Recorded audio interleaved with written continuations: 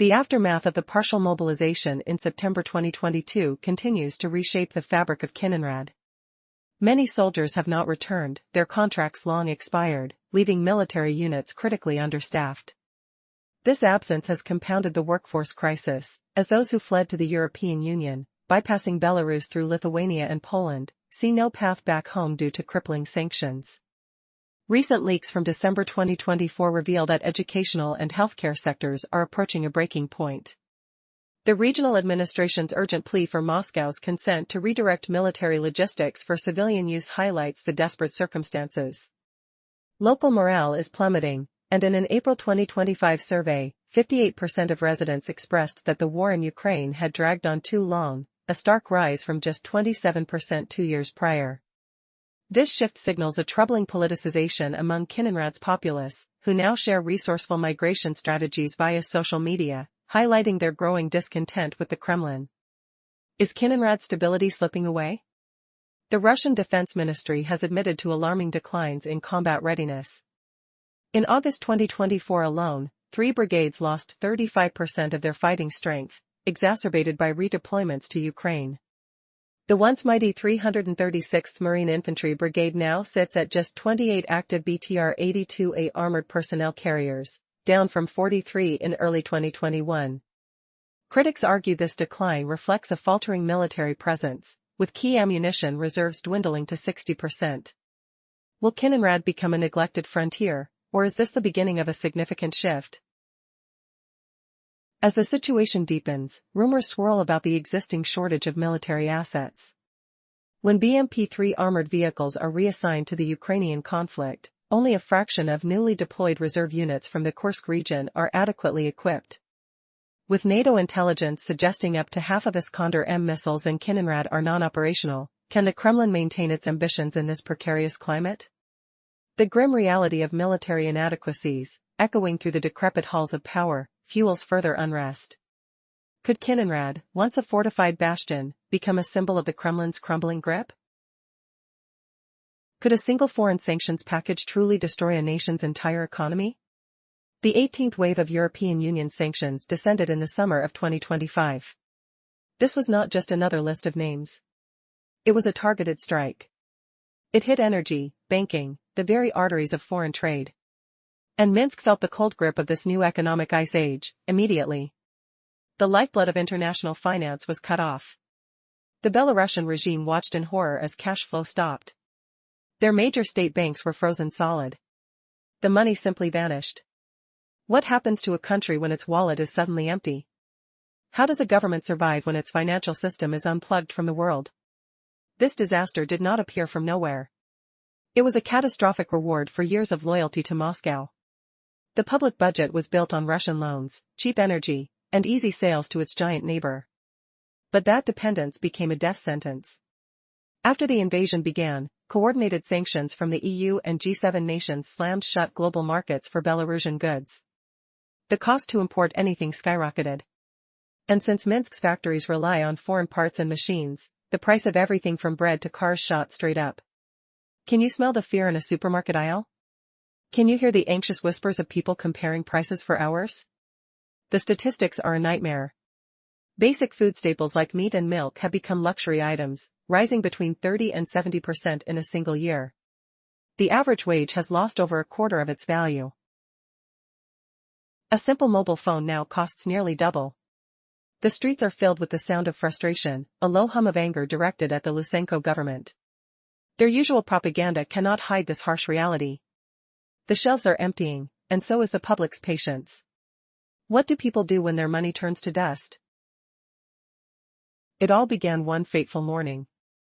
American-made missiles, with a range exceeding 300 miles, were suddenly unleashed near the Russian border. This was no mere drill. As the HIMARS launched, a chilling silence enveloped the Kremlin. Moscow now faced a dual front, not just at the Ukrainian border but also in the north. Estonia, Latvia, and Lithuania were forging their own steel shields, a formidable defense network that operated outside traditional NATO command but was firmly rooted in the American arsenal. This was unprecedented. For the first time since the Cold War, US-made HIMARS were integrated into Baltic defense, sending a clear and resounding message to the Kremlin: every missile fired at Ukraine would echo in Tallinn, Riga, and Vilnius. The reactivation of the northern front was not just a military maneuver, it was a declaration. The HIMARS, while designed to protect, also served as a powerful reminder to Moscow, your time is running out. The Estonian Minister of Defense articulated this shift, stating that Russia's aggressive tactics demanded a response that was both tactical and strategic. This was a coded warning. If Moscow believed it could continue its onslaught on Ukraine without consequence, the Baltics were prepared to unleash a second wave of resistance. The systems were now active in the north, and this time, the focus was not solely on defense. Counterattack scenarios were being meticulously crafted. But what does this mean for Putin's ambitions?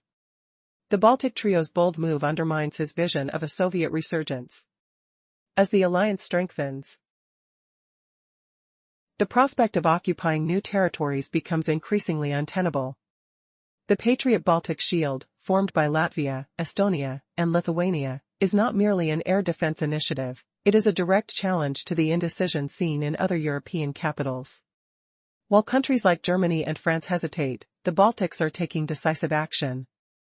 As the tension escalates, one must wonder, how will Moscow respond to this unexpected alliance? The stakes have never been higher, and the consequences could reshape the geopolitical landscape. The question looms large, is this the beginning of the end for Putin's ambitions in the region? The answer may lie in the very fabric of the Baltic states' resolve. With the integration of advanced military technology and a united front, the Baltics are not just defending their borders, they are redefining the rules of engagement. The Kremlin's grip is slipping, and the echoes of defiance are growing louder. As the situation unfolds, the world watches closely. Will the Baltic states succeed in their mission, or will Moscow retaliate with unforeseen consequences? The tension is palpable, and the next move could change everything. The previous segment highlighted the alarming trend of Belarusians fleeing their homeland, particularly the IT sector workers, as they seek better opportunities in Poland and the Baltic states.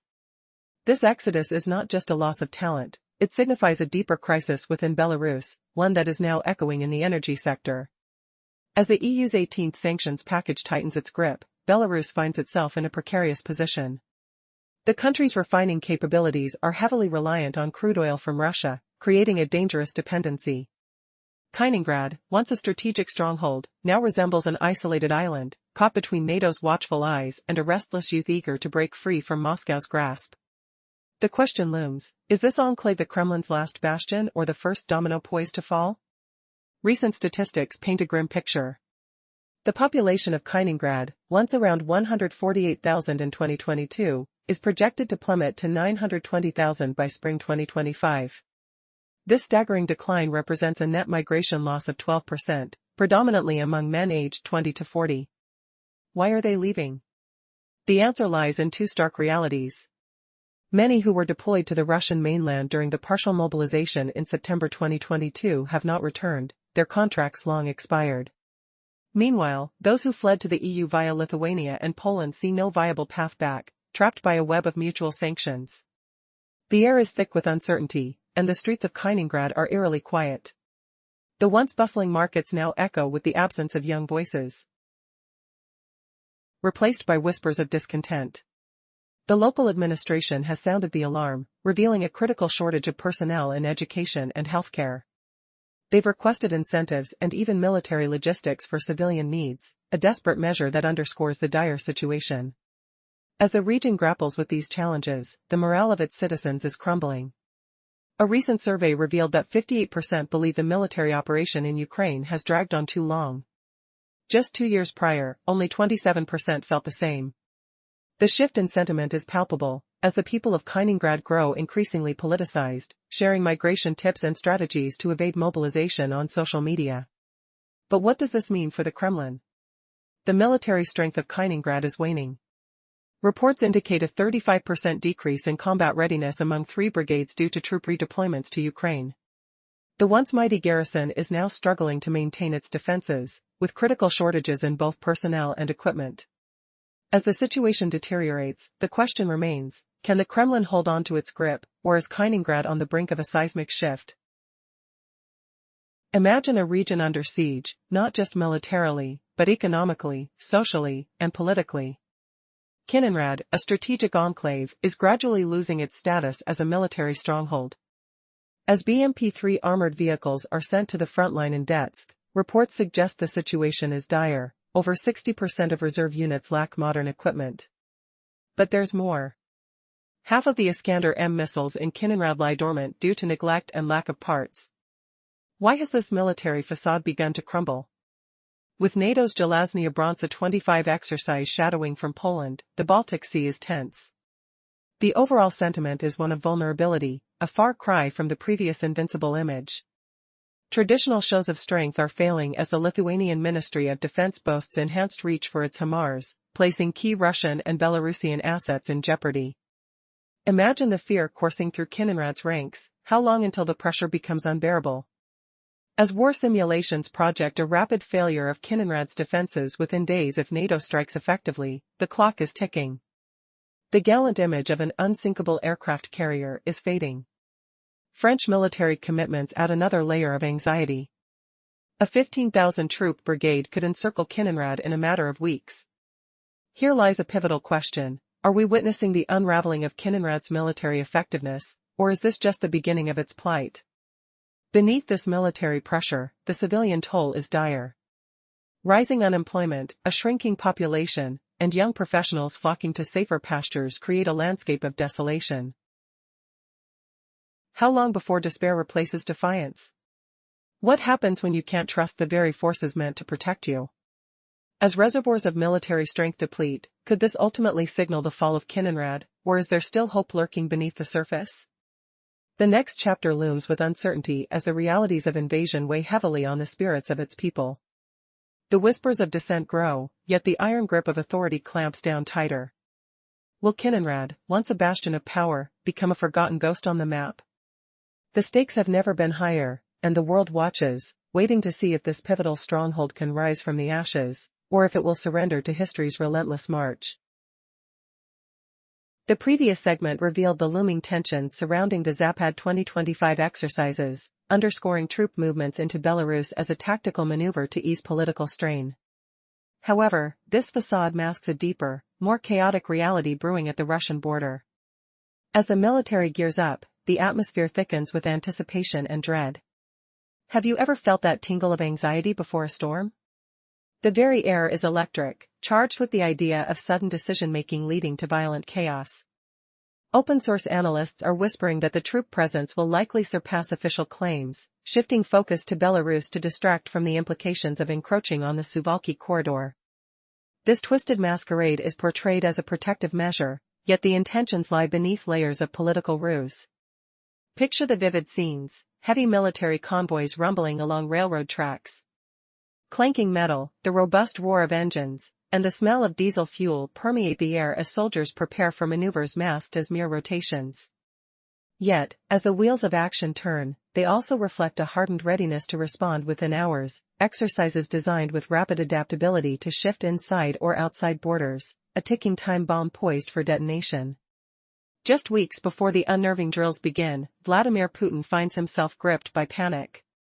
HIMARS systems have been nested along the Baltic coast, igniting a firestorm of paranoia as Russia's northern buffer zone crumbles under the weight of international scrutiny.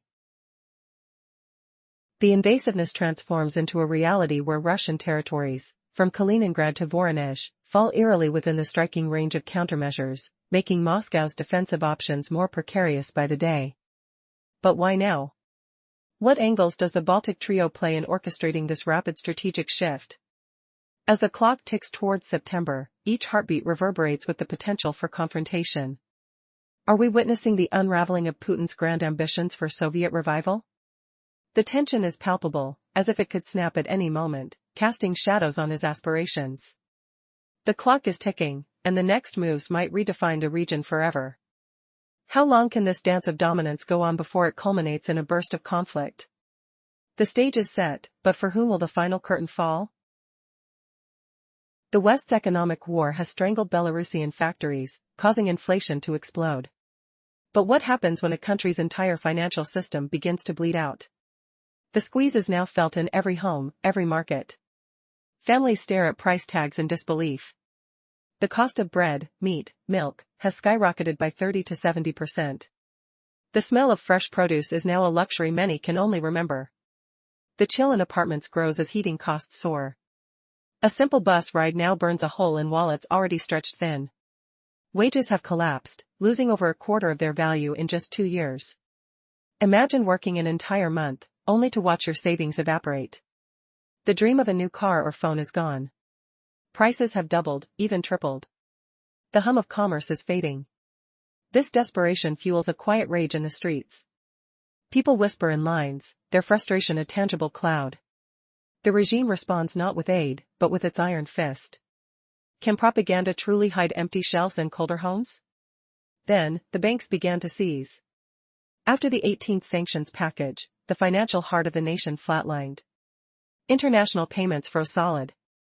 Businesses couldn't pay foreign partners. Desperate companies hit withdrawal limits on their own accounts. A simple transfer now takes weeks for approval, if it comes at all. The lifeblood of trade has stopped flowing. But if this is a hybrid war from the West, why are the banks the first to fall? And what desperate move will the regime make now that its economy is held hostage by its own vaults? With the background of escalating tensions and uncertainty that marks the region, Belarus stands at a critical crossroads. The Air Force's joint deployment of F-35s will not simply be a show of force. From early September, these fifth-generation fighters will engage in a 24-hour rapid reaction mission in Polish airspace. But why now? The goal is clear: protect vital supply corridors along the eastern border and deter enemy incursions. This isn't merely about defense, it represents a significant pivot in military strategy. As the mission stalls into December, the message is loud and clear: deterrence is no longer limited to brief exercises. It reflects an unwavering commitment to maintaining a defensive posture on the eastern flank of NATO. This operational evolution is supported by a vast network of advanced sensors and ground-to-air defense systems integrated into a cohesive framework. The very landscape of military readiness in this region is changing rapidly. Additionally, the establishment of the APS-2 Army Prepositioning Stocks Complex in Powys symbolizes a shift in logistics. This crucial facility allows quick access to an armored brigade's essential equipment, ready to deploy at a moment's notice. A call to action no longer requires the painstaking process of moving all assets from a distant base, meaning forces can converge swiftly in a crisis. This readiness alters the dynamics of deterrence into a strategic advantage. On the flip side, the Zapad 2025 exercises loom. Classified as defense-oriented, officials tout an anticipated deployment of around 13,000 personnel. But can one truly ignore the implications of such numbers amidst rampant speculation? Observers within the region suspect that the true scale of presence might be understated, further raising eyebrows about the underlying intent. As Belarus grapples with its identity torn between East and West, the stakes have never been higher. The question remains: will this military posturing be enough to stave off potential conflict, or is it merely a prelude to something far more serious? The sound of impending decisions hangs heavily in the air, marked by the drones of aircraft overhead, the rustling of military logistics behind the scenes, and the palpable tension felt by citizens caught amid the crossfire of geopolitics. Could the very essence of Belarus's future hang in the balance, teetering on the edge of a domino effect triggered by escalating military engagements? The critical logistics artery in Kaliningrad is at its breaking point. As NATO's forces amass for exercises, a significant question looms: what will happen if Kaliningrad loses its connection within just 5 days? With the flow of troops and supplies hanging in balance, the stakes have never been higher. Both NATO's and Russia's military maneuvers seem more like a prelude to confrontation than mere training.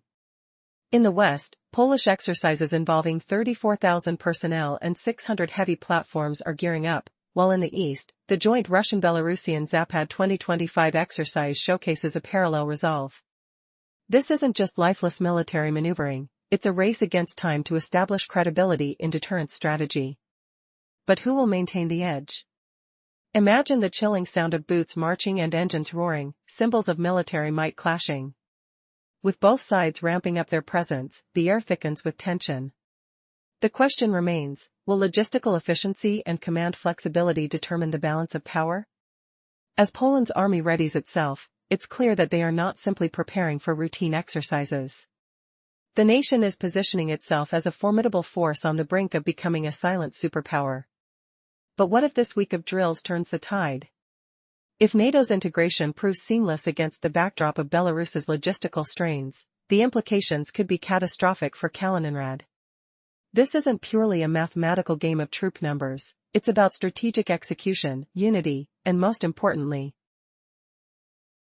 the ability to misinterpret signals that could lead to a disastrous misunderstanding. Are we witnessing the unfolding of a new chapter in Eastern Europe, a decisive shift in power dynamics? The numbers may illustrate an overwhelming buildup, but it is the transformation of those forces into action that will reshape the battlefield. With Kaliningrad potentially slipping into a void of isolation, the onus falls on its military commanders. As this intricate web of military posturing unfolds, will Kaliningrad's thin armor withstand pressure from the west? Or will the complexities of command lead to catastrophic misses? Stay tuned, the countdown to possible confrontation ticks unrelentingly onward.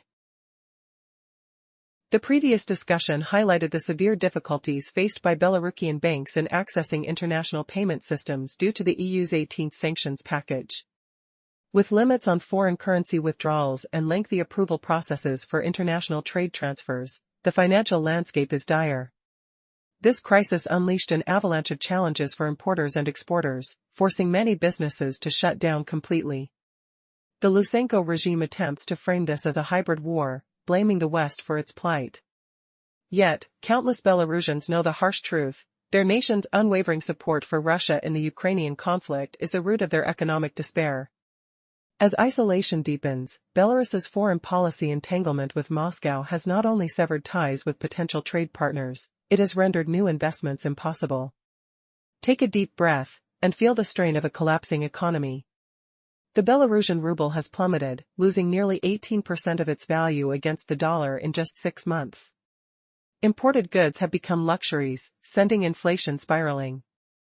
The central bank's desperate attempts to regain control through interest rate hikes only stifled investment and consumption further, creating a chilling atmosphere of uncertainty. Many citizens now hoard foreign currency or cash, sensing the impending collapse of financial institutions. The number of bankruptcies is on the rise, casting a dark shadow over employment opportunities in both the private and public sectors. As the youth see no future in their homeland, they embark on treacherous journeys into neighboring countries like Poland, Lithuania, and Ukraine. For them, every illegal border crossing is a heartbeat of hope, a whisper of freedom from an oppressive regime. But what will happen to those left behind, grappling with an uncertain fate in a crumbling economy? Unemployment rates are rising dramatically, fueling a growing tide of public discontent. The stark reality is becoming unbearable, and young professionals, particularly in the IT sector, flock toward the Baltic countries, with every departure weakening Belarus's position further. The once vibrant pulse of the nation is now a faint echo of what it used to be, but where is the breaking point? As towns grow quieter and streets empty, the regime's grip grows desperate. What strategies will the Lukashenko administration deploy to mask the growing unrest? How long can they keep the facade of stability? The impending explosion of discontent may be closer than anyone realizes. The Lithuanian coast is now defended by missiles arriving 2 years early. The fragile Baltic balance has shattered, and the Havoc drone swarm is the reason. Cheap, smart, and lethal, they can turn a Russian coastal defense battery into a smoldering wreck before it even detects a threat. Estonia's next step is even more audacious. They plan to weave a net of underwater listening devices, a silent acoustic curtain along the coast. The moment a Russian ship leaves port, its every sound is tracked. It must then move slowly, blasting its radar, making itself a perfect, shining target. First, intelligence gathers, then, the Havoc swarm strikes. This relentless pressure is strangling Russia's naval power. The Kremlin, terrified of powerful missiles, has cancelled new ship orders. Precious resources are pulled from the Baltic to repair their battered Black Sea fleet, a desperate move that freezes their entire modernization plan. But the drone revolution isn't stopping in Europe. Leaked documents reveal America's new strategy: massive unmanned vessels, running silent on hybrid engines. Their mission? To carry the legendary Tomahawk missile. Imagine, a drone ship, with no crew to risk, launching a pinpoint strike from 2,000 kilometers away. how does China answer this new threat? They scramble to outfit their own drone swarms with electronic shields. But their weapons are smaller, weaker, their range pathetic compared to the havoc they must counter. Even North Korea unveils a crude, explosive boat, a desperate imitation with a pitiful range. It can be jammed and neutralized right in its own harbor. The sound of its aluminum hull slapping the waves is the sound of a failed gamble. The genius of Ukrainian strategy, swift, cheap, artfully intelligent, now echoes on every shore. A single innovation in a distant sea has rewritten the rules of naval warfare for everyone. Who could have predicted that the smallest boat would cast the longest shadow? What happens when every nation, even the poorest, can build a fleet that challenges a superpower? The waves of change are just beginning to rise. In the previous segment, we delved into the emergence of the Patriot Baltic Shield, a powerful alliance among Latvia, Estonia, and Lithuania. This initiative was a bold response to indecision in Brussels, emphasizing the urgency of military readiness in the face of escalating tensions. The region has implemented the highly mobile HIMARS artillery system, enhancing their defense posture with strategic autonomy. But what happens next could shift the balance of power dramatically. Just last week, a chilling incident unfolded in the Baltic Sea. Two civilian cargo ships vanished from drone tracking screens off the coast of Gdynia. As the silence echoed across the waters, questions emerged. Was this mere coincidence, or a calculated move in the high-stakes game of geopolitical chess? Could these vessels be lured into the maw of a darker operation? Hours later, alarms blared throughout the coastal command centers, an ominous alert labeled Havoc AI jolting the personnel into action. Unseen and unheard, the tides of conflict began to surge. Within minutes, eyes widened in disbelief as the first live sighting of Poland's unregistered AIG-guided surface attack vehicle emerged. With a sleek black hull and advanced stealth capabilities, this vessel embodied the duality of intrigue and menace. As it navigated the waters, what secrets did it carry? For Moscow, this revelation was no trifling matter. Could a new offensive begin, one that would challenge the fragile equilibrium? Tensions ignited with the flick of a switch as the potential for counterattacks loomed large. NATO's strategic framework had evolved. And now the risks birthed unforeseen alliances and fraying nerves. What lay beneath the surface of this maritime drama? The crew of the AIG breathed heavy with apprehensive anticipation, knowing they were more than operators, they were players on a stage set for titans. The faint sound of distant artillery echoed, a grim reminder of the stakes involved. Would these unassuming waters become a theater for conflict? And as the vessel continued its path, a question lingered in the air: were they the harbingers of peace or harbingers of war? As night fell, the darkness grew thick with uncertainty. The Baltic states had taken decisive steps, but now, as the game changed again, would they find clarity amid the chaos? In the shadows of the north, the next move remained unseen, a fleeting whisper on the brink of an unfolding storm.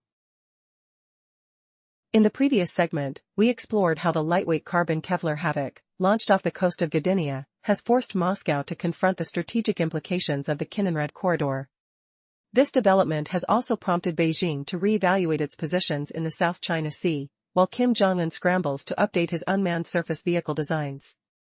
Now, as the Havoc glides silently through the misty Baltic waters, its presence sends shockwaves through military command centers from Moscow to Beijing. The cost-effectiveness of this platform is staggering. At just $2.4 million, the Havoc's operational expenses are a mere $32,000 per mission. In stark contrast, the Russian Navy's Pantsir M missile systems, each costing $15 million, struggle to justify their exorbitant daily operational costs of $210,000. This asymmetric ratio of nearly 7-to-1 reveals a new era of warfare, one driven by innovation rather than sheer firepower. But what does this mean for the future of naval engagements? As Poland's tactics evolve, the U.S. Navy is adapting its three-layer unmanned surface vision strategy, scaling it up from the Baltic prototype. The new 85-meter guided rocket carrier, designed for deep-water patrols, will house an autonomous version of the 32-cell 41 Malawian Quacha system. Meanwhile, a medium-sized unmanned surface vehicle, weighing around 600 tons, will shadow China's coastal defenses, creating a formidable presence in the Pacific. Yet, as these advancements unfold, a chilling question lingers: will this technological edge be enough to deter aggression, or will it provoke an even more dangerous arms race? The stakes are rising, and the world watches with bated breath. As tensions escalate, the balance of power hangs by a thread. What unforeseen consequences await as nations scramble to adapt to this new reality? The answer may lie in the depths of the ocean, where the next move could change everything. Belarus is crushed under the heaviest economic storm its post-Soviet history has ever seen. The Lukashenko regime's deep ties to Moscow have backfired spectacularly. But what hidden force is pushing this nation toward total collapse? The European Union's 18th sanctions package, a brutal economic blockade approved in summer 2025, is squeezing the life out of Minsk. It targets energy, banking, and foreign trade. This is not just about Russia anymore. The true target might be the very survival of a regime. International banking isolation chokes the country, cutting off the SWIFT system. Asset freezes on major state banks, and restrictions on export revenues, have caused a devastating cash flow crisis. Can a nation survive when its financial arteries are severed? The shelves in Minsk markets tell a grim story. The smell of fresh bread is now a luxury, the sound of counting scarce coins echoes everywhere. Official figures show basic food prices have skyrocketed, between 30 and 70% in just 1 year. Meat, milk, vegetables, all becoming unaffordable. The average wage has lost over 25% of its value. This brutal inflation, the highest in 2 decades, is crushing the people. But why is the government powerless to stop it? The crisis is fueled by severed Russian subsidies. The end of cheap oil and gas has sent energy costs through the roof. Housing, heating, transportation, every basic need now eats away at dwindling incomes. The public's anger is a palpable, simmering force in the streets. The regime responds not with aid, but with its usual iron fist. Repression cannot hide the empty shelves, or the long lines for the cheapest products. This economic disaster has a clear author. The people know, the main cause is their country's support for Russia's war. This allegiance has triggered coordinated sanctions from the EU and G7, nearly erasing Belarusian products from global markets. Import costs have multiplied, because local industry desperately needs foreign machinery and parts. The result? Prices soar higher. A new car now costs twice what it did months ago, a mobile phone costs 80% more. This is the direct cost of choosing the wrong side in a modern war. The banking sector is paralyzed. Following the 18th package, banks impose strict limits on foreign currency. Businesses wait weeks for international transfer approvals. Some have shut down entirely. The regime calls this a hybrid war by the West, a feeble attempt to shift blame. But the truth is in the empty shops, and the quiet desperation of its citizens. The nation is not just economically broke, it is utterly alone. Deep engagement with Moscow has led to complete international isolation. This cuts off any hope for new trade or investment. The central bank is fighting a losing battle. The Belarusian ruble has plummeted, losing 18% of its value against the dollar in just 6 months. Depleting reserves increase the pressure. Raising interest rates to control inflation only kills investment and consumption. People are pulling their money out, hoarding foreign currency or cash. This deepens the bank's liquidity crisis. Bankruptcies are rising, crushing employment in both public and private sectors. Rising unemployment fuels more public rage. The most devastating loss? The future. Young people see no hope, and are fleeing to Poland, Lithuania, and Ukraine in droves. The nation is bleeding its next generation, its IT sector talent escaping to brighter futures elsewhere. This is a quiet, heartbreaking exodus. But the twist is much deeper, and far more terrifying. This economic collapse is merely a symptom. The true strategic catastrophe is unfolding elsewhere, in a forgotten Russian enclave. Kaliningrad, a military fortress, is now an island crumbling from within. Its population has plunged, a net loss of 12% since the invasion began. Most were men aged 20 to 40, either deployed and not returning, or fleeing to the EU. A leaked administration note reveals critical shortages in education and health, a society on the brink. Local morale is shattered. 58% now say the war must stop, a dramatic shift from 27% just 2 years ago. Social media channels freely share guides on avoiding mobilization and escaping to Lithuania. The Kremlin's unsinkable aircraft carrier is taking on water. Its military strength is a ghost.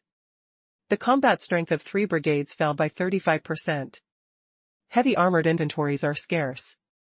By spring 2025, half of the Iskander missiles in the garrison were not operational. This is the real domino, and it is already wobbling. In the previous segment, we explored NATO's innovative anti-ship strategy in the Baltic, where advanced technology and tactics were employed to outsmart Russian defenses. The Formosa team's exercise showcased how 2 Havoc hulls cleverly disguised themselves as civilian vessels, achieving remarkable accuracy in target selection. But what happens when the tables turn? As NATO's maritime strategy unfolds, the stakes escalate.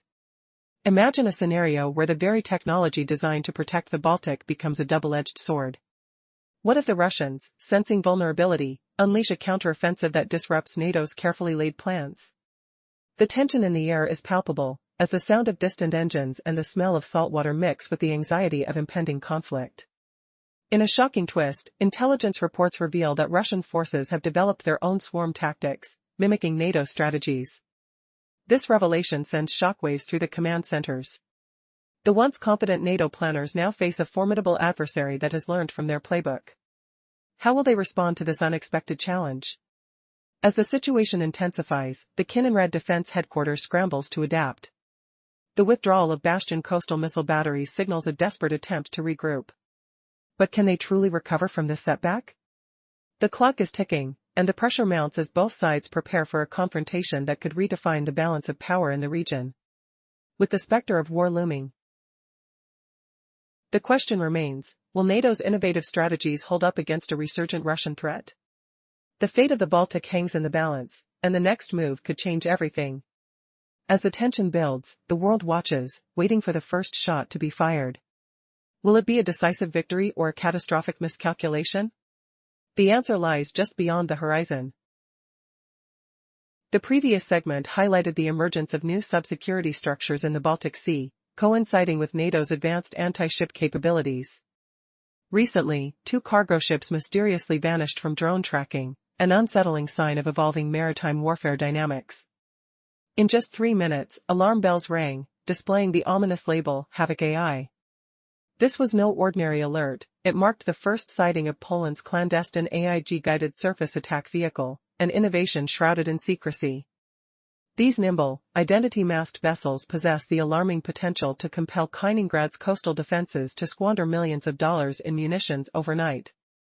How did a mere software revolution put Russia's most formidable coastal fortress at risk of becoming a money pit? Recent sea trials in the Gulf of Guinea, veiled in a protective electronic blackout, brought this reality to the fore. These operations, led by the elite Polish Special Forces Unit JW Formosa, unveiled a specialized Baltic edition of a medium-sized, jet-propelled unmanned surface vehicle, Havoc AI. This machine was designed for the U.S.'s Autonomous Strike Fleet initiative and could carry a lethal 200-kilogram warhead. With rapid real-time target updates shared seamlessly with the Polish Air Force's F-35A squadron, it was a game-changer. Imagine this. The moment radar signals from a Kaliningrad-based Storage corvette pierced the silence, Havoc AI would receive the go-ahead, quietly shifting into stealth mode. Its evasive maneuvers could allow for a low-profile approach, skimming over the waves before launching a surprise offensive. Incredibly, with its sophisticated navigation coding, the maximum visibility window for Russian close-in weapon systems stood at a mere 7 to 8 seconds. However, lurking beneath this advanced technology lies an uncharted territory. As the current geopolitical tensions escalate, what could be the unforeseen consequences of this newfound power? How will the Russians counter this high-tech threat? As alliances shift, the stage is set for an unprecedented showdown at sea. The West tightens its grip around the Kremlin's strategic outpost. But a chilling new weapon emerges from the Baltic mist. At Poliski port, Latvian engineers ready the Solite, a smaller, explosive-carrying version of the lethal Havoc drone boat. Poland joins this naval revolution, securing rights to produce key Havoc components. This creates a new, devastating supply chain. Russia's Kaliningrad command is panicking. They've been forced to pull their powerful Bastion missile systems from the coast. They clutter piers with slower Palash anti-ship containers. Their jamming antennas scream at 4 times their normal power, a desperate act that makes their electronic signature glow brightly in the urban landscape. This glow is a gift to the Havoc swarms. Their passive sensors lock on with ease. NATO isn't seeking old-fashioned naval battles with cruisers. They are building something far more terrifying, a cheap, scalable, AI-driven grid of autonomous hunters. A ghost fleet. The U.S. Navy is watching, and learning. They're now shifting $980 million to develop 3 unmanned vessels for the Pacific. A rocket-armed corvette. A long-range refueling drone. A nimble scout for electronic warfare. Their goal? To overwhelm China's and Russia's defenses not with a few expensive ships, but with a massive, intelligent swarm. Havoc's data will soon feed into the Guam-based JWIX node. And near Taiwan, a different swarm prepares. The American surfboard mini-drones gather in Sua Bay. The chessboard is global, but the first move was made on the foggy shores of the Baltic. Will this new era of drone warfare finally shatter Moscow's military doctrine for good? As the middle class in the metropolis faces the reality of losing the convenience of contactless payments, a new concern bubbles beneath the surface. Recent polling by the firm Romer reveals a startling drop in public optimism, 6 percentage points in just 4 months. With long lines at cash registers growing and frustration mounting, will the second wave of sanctions cause even more rapid disillusionment? Amidst this chaos, the Kremlin's mantra of finding new markets sounds increasingly hollow. India's cautious approach to energy procurement presents a roadblock. They seem unwilling to take risks for significant imports if financial channels remain blocked. This could lead to a dangerous dependency on China, threatening Russia's bargaining power and solidifying the nation's isolation on the global stage. What happens if Russia's reliance on a single buyer continues to spiral downward? The urgency on the Ukrainian front grows palpable. Discussions surrounding long-range strike systems hang in the balance. Their delivery could change the tide of conflict. If timely support for Ukraine falters, the prospect of a renewed assault on the Crimean bridge becomes a looming threat. Will the Kremlin consider negotiations to prevent further military deterioration? Or will it pursue a dissolved path, heedless of the consequences? The stakes are undeniably high. As international sanctions tighten, the mechanisms that once fueled Russia's military might are sputtering. The message from Trump hints at a ceasefire, not through military might but through economic pressure. Will the Kremlin finally understand the urgency? The Soviet era's lessons tell us that economic distress can compel even the strongest regimes to seek external funding. Yet today, Russia finds itself juggling half of its reserve fund into Chinese bonds and gold. If this pattern continues, how long before the Kremlin's ability to negotiate is stripped away? With mounting pressure and a weakening economy, the stage is set for critical decisions. Will Russia adjust its course before it's too late, or remain steadfast in its current direction? The previous segment revealed the escalating costs of insuring ships, with premiums skyrocketing from $1.5 million to $4 million in London.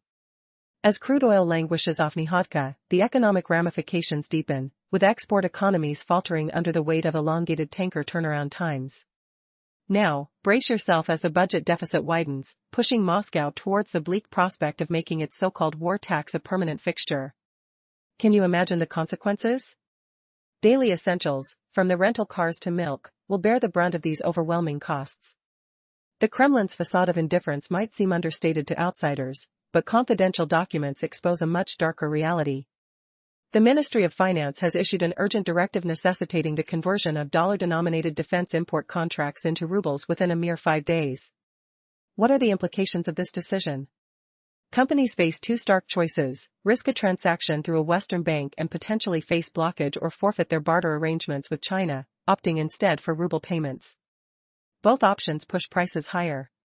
Paying in rubles means sellers pass the risk on to consumers, while dollar transactions remain vulnerable to U.S. scrutiny. The true gauge of societal response is shifting from elections to credit offices.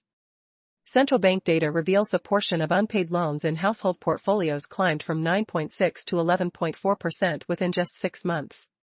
If fresh sanctions further inflate banks' capital costs, it could signal a freezing of housing and automotive sales, a grim repeat of previous downturns. Additionally, the tax authorities may impose further turnover cuts, leading to new social spending retrenchments. Imagine the impact on civil servants and pensioners as their raises stall. Local mobilization offices will lose critical moral and material support. But this isn't the end of the story. Russia has kept some semblance of stability through energy deals with China. However, how long will Beijing support two fronts? The delicate balance teeters on a knife's edge. What consequences would arise if Chinese patience runs thin? How long can Russia navigate this storm? The answers might just shift the tides of power. Western capitals have bet everything on a new long-range arsenal. They plan to send 300-kilometer missiles and upgrade 12 F-16 jets with advanced JAS-SMER systems. This firepower could finally strike the Crimean bridge. But a White House note reveals a terrifying gamble: the entire arms package depends on a single condition. A ceasefire. If the Kremlin refuses to talk, the weapons will roll out on a 45-day air and rail bridge. This is a game of high-stakes poker with the front line as the table. But the real economic shockwave is yet to hit. A new sanctions package is poised to cripple Russia's entire war economy.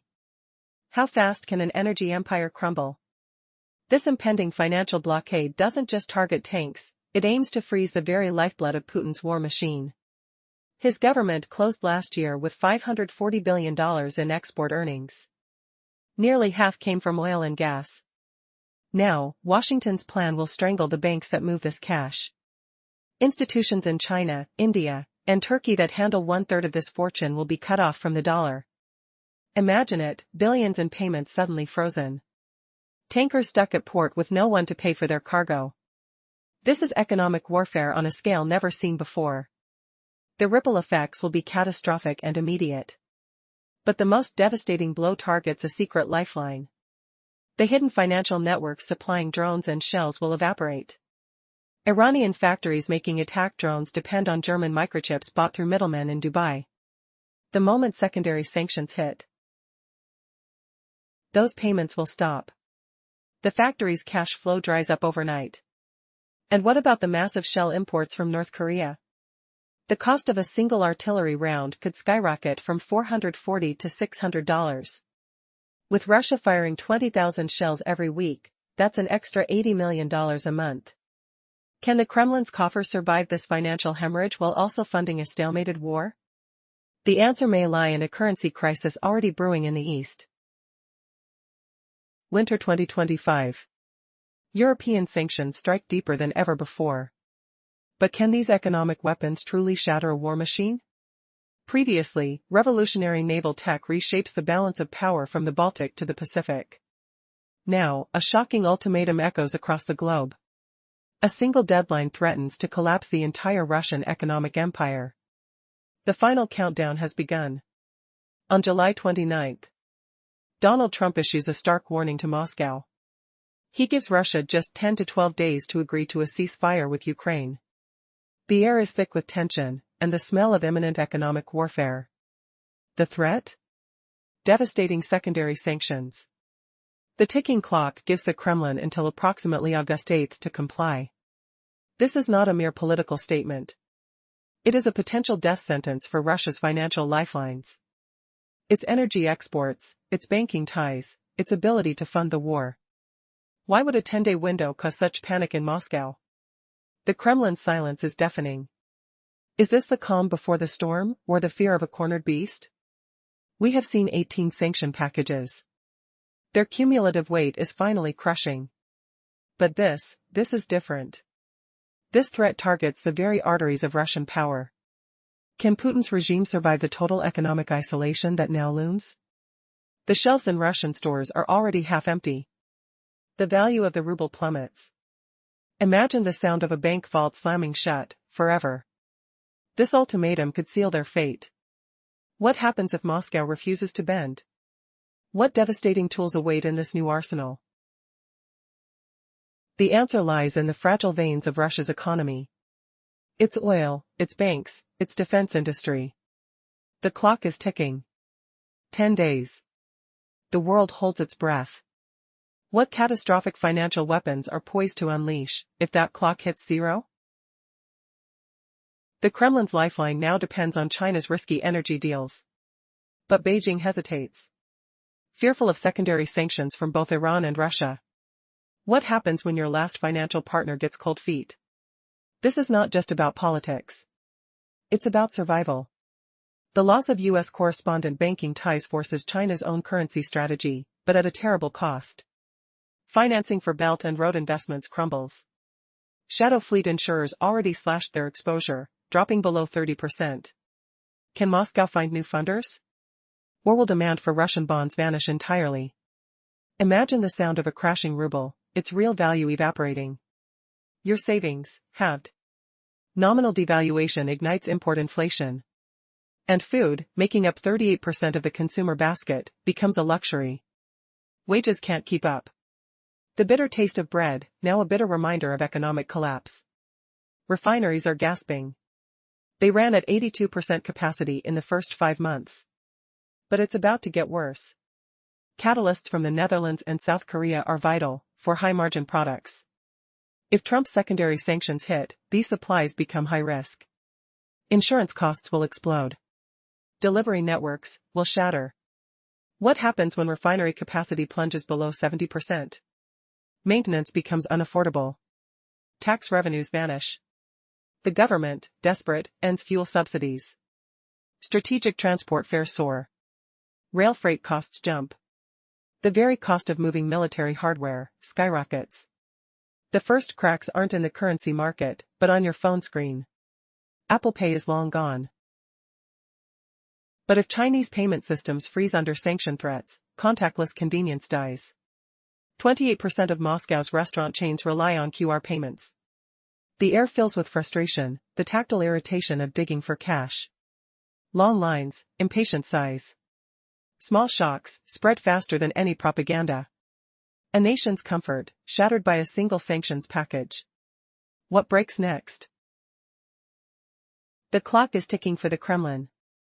A final deadline is set for Friday, August 8th. The threat of devastating secondary sanctions now forces a deal. The question remains, will Moscow finally yield to this immense pressure?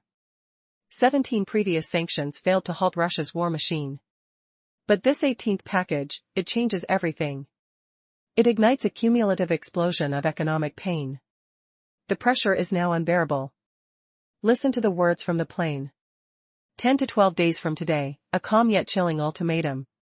We're going to impose tariffs and things, a vague but terrifying promise. This is not a bluff. We have seen this pattern before, always followed by seismic shifts. The declaration is absolute. There is no reason to wait. Patience has evaporated. Action is imminent. How will these crushing moves finally break Russia's resolve?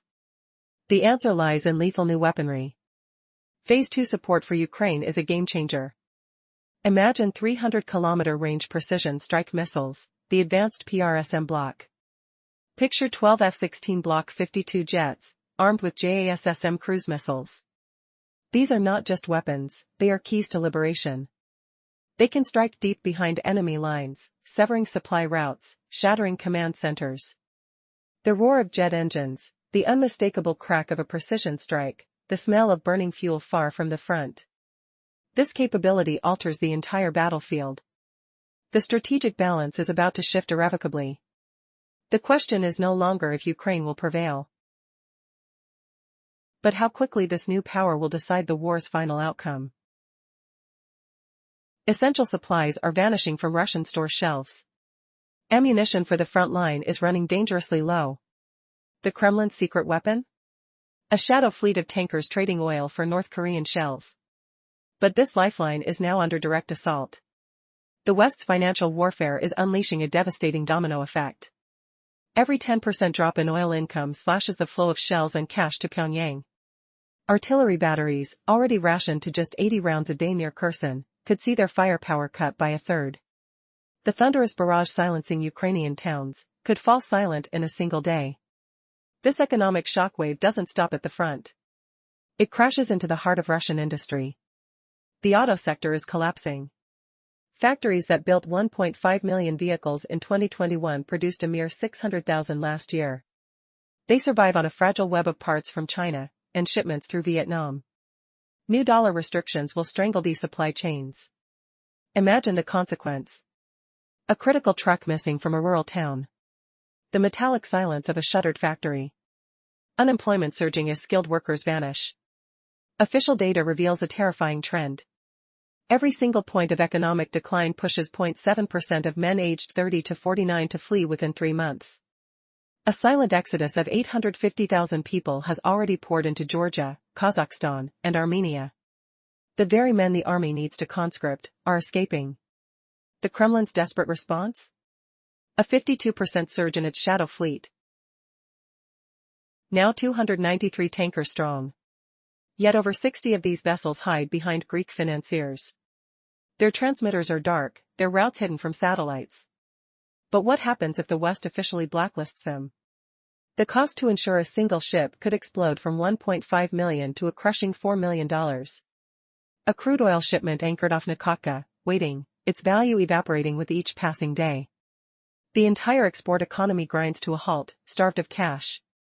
How long can the home front endure this tightening vice before the entire structure begins to crack?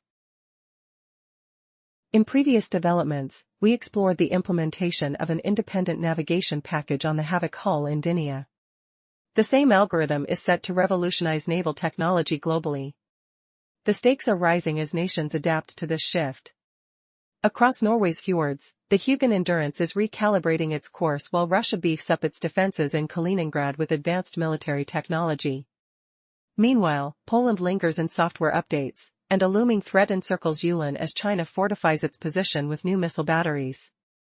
The U.S. counters by enhancing its simulation capabilities in the Arizona desert, shifting the economic dynamics against the Russia-China-Iran bloc month by month. The impact? An 18% spike in Kaliningrad fuel corridor premiums indicates how significant the economic ramifications of these tensions are becoming. The cost-effectiveness of defense is under pressure, as illustrated by the 7% inflation in the Type 055B destroyer program at China's Gangnan shipyard. And as Iran faces currency shortages hindering attempts at a mini USV defense screen in the Bandar Abbas region, NATO investments stubbornly hover in double-digit billions. Yet, Poland's deployment of the Havoc fleet in the Baltic is not just a regional maneuver, it is reshaping the global power landscape. With each naval operation, the definition of supremacy evolves, emphasizing operational capabilities over mere fleet size. The subtle yet powerful shift in this blueprint for naval dominance is not lost on Moscow, Beijing, or Tehran. The reinforced concrete of their ports tells a story of heightened awareness and urgency. But is this just the beginning? As the signature of low-cost technology imprints on naval strategy, a new language of deterrence is emerging, stretching across oceans. What awaits? The convergence of power where operational prowess dictates the rules of engagement. Will the old guard adapt, or will they falter under the weight of innovation, leading us to an unexpected clash of eras? Prepare for the unfolding drama that envisions a new kind of naval warfare, where agility and technology redefine the battlefront. In the face of global pressures, Russia's economic landscape is hanging by a thread. As we concluded last time, though trade with China isn't severed, the reality on the ground is grim. The credit systems are sluggish, payments are fraught with friction, and uncertainty looms large. What happens when the very veins of commerce falter? In today's environment, capital costs for businesses are skyrocketing. Investment decisions are being indefinitely delayed. Instead of a catastrophic collapse, it feels as though the economic engine is sputtering, burdened by temporary adjustments. Could this be the calm before a storm of economic chaos? The Kremlin is banking on alternative payment methods like gold and cryptocurrency to keep the wheels turning. Senior officials hint at a crackdown on these transactions, branding their management as a new norm. But will this really bolster confidence? Despite these risks, banks remain hesitant.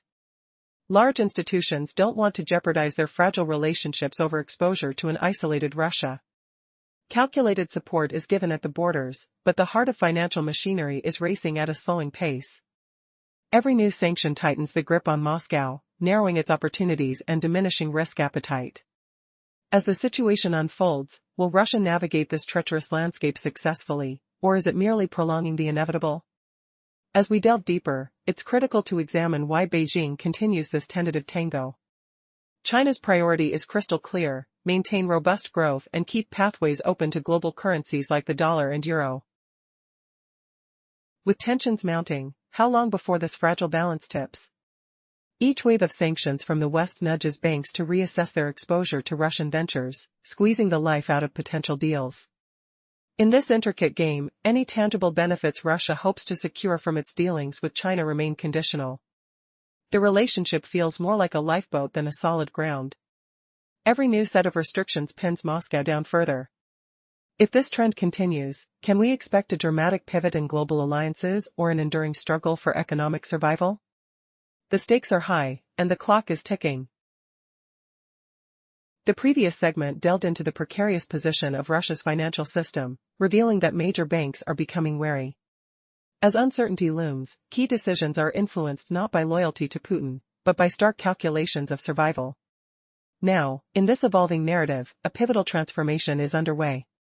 Imagine a landscape where Beijing hesitates, weighing its ties with Moscow against the greater risk of sanctions. Here lies the crux: how long can Russia persist in this precarious alliance? Every day, doubt creeps in as financial conditions tighten. Transactions that once flowed freely now crawl at a snail's pace. This isn't just a logistical nightmare, it mirrors the deepening rift between Moscow and its critical ally. As 2025 approaches, the question intensifies: will support from Chinese banks dwindle, leaving Russia isolated? The dynamics are shifting towards caution. Banks are reluctant to expose themselves to the wrath of Western sanctions. The once vibrant credit lines pulsating from Beijing have started to dwindle. Is the Kremlin aware that as Beijing pulls back, its own financial heart is slowing? This brings us to a shocking revelation: the real power behind Moscow's decisions may not lie within its walls, but in the hands of Chinese leaders. The rules of engagement are shifting, dictated now by a nation hesitant to shoulder full responsibility for its allies' faltering economy. Could this newfound dynamic signal an end to Putin's reign? What if the primary threat to his power isn't external, but stems from his own dependency on a reluctant partner? As we delve deeper, we discover that the roots of this crisis sprout not from betrayal, but from a dire reality check. The Russian military's transformation is gradual, but it doesn't lack intensity. With each passing month, pressures mount, compelling leaders to reassess their strategies. Will Putin adapt in time, or is this shift destined to unearth deeper fractures? The answer looms like a storm on the horizon. Will he weather the impending chaos, or is his regime inching closer to the brink of collapse? Stay tuned, the next chapter unravels the intricate relationship dynamics that could tip the scale in ways one might never have expected. A barter economy for agriculture and metals, a desperate lifeline for Belarus. It hides the bleeding, for now. But can you build a modern nation on sacks of grain and scrap metal? This shadow system lacks flexibility, it lacks trust. The lifeblood of commerce, real money, has stopped flowing. Now Russia itself is in turmoil. The Kremlin introduced China netting, a secretive shadow banking scheme. It bypasses SWIFT, hiding individual transactions in a fog. But it is a bureaucratic nightmare. Each payment needs special authorization, even VAT refunds become impossible. This scheme brought some stability, but no real confidence. Why? Chinese banks still fear Western sanctions. They always choose access to the dollar over Russian rubles. Every single time. The pressure is suffocating Russia. Its central bank's policy rate soared to 21% in autumn 2024. Two cuts brought it down to 18% by summer 2025, but credit remains brutally expensive. Think tanks now warn of a massive corporate bankruptcy wave. High-risk debt doubled in 2024. Bankruptcies surged by over 50% in the first months of that year. A perfect storm, crushing credit costs, frozen payments, and paralyzing uncertainty. Even with rate cuts, fear kills all investment. Which sectors scream the loudest? Energy, machinery, electronics, and all import-dependent industries. In energy, constant payment delays force huge delivery discounts. Cash flows are evaporating. Can this financial house of cards withstand the next gust of wind, or will the entire shadow economy come crashing down in a storm of worthless promises and broken deals? China's financial squeeze chokes Russian cash flow. Secondary sanctions force Beijing's banks to freeze payments, disrupting every transaction. Now the economic shockwave hits Russian industry. Factories stutter, supply chains snap, bankruptcy spreads like disease. The promised yuan alternative has become a trap. Who really pulls Moscow's financial strings now? Remember the quiet hum of industrial plants? The smell of diesel and hot metal? Now just silence. Cranes stand frozen over half-built sites, unpaid workers sent home. This is not just a slowdown, it is systemic collapse. Production lines halt without imported parts. Foreign trade contracts explode over frozen letters of credit.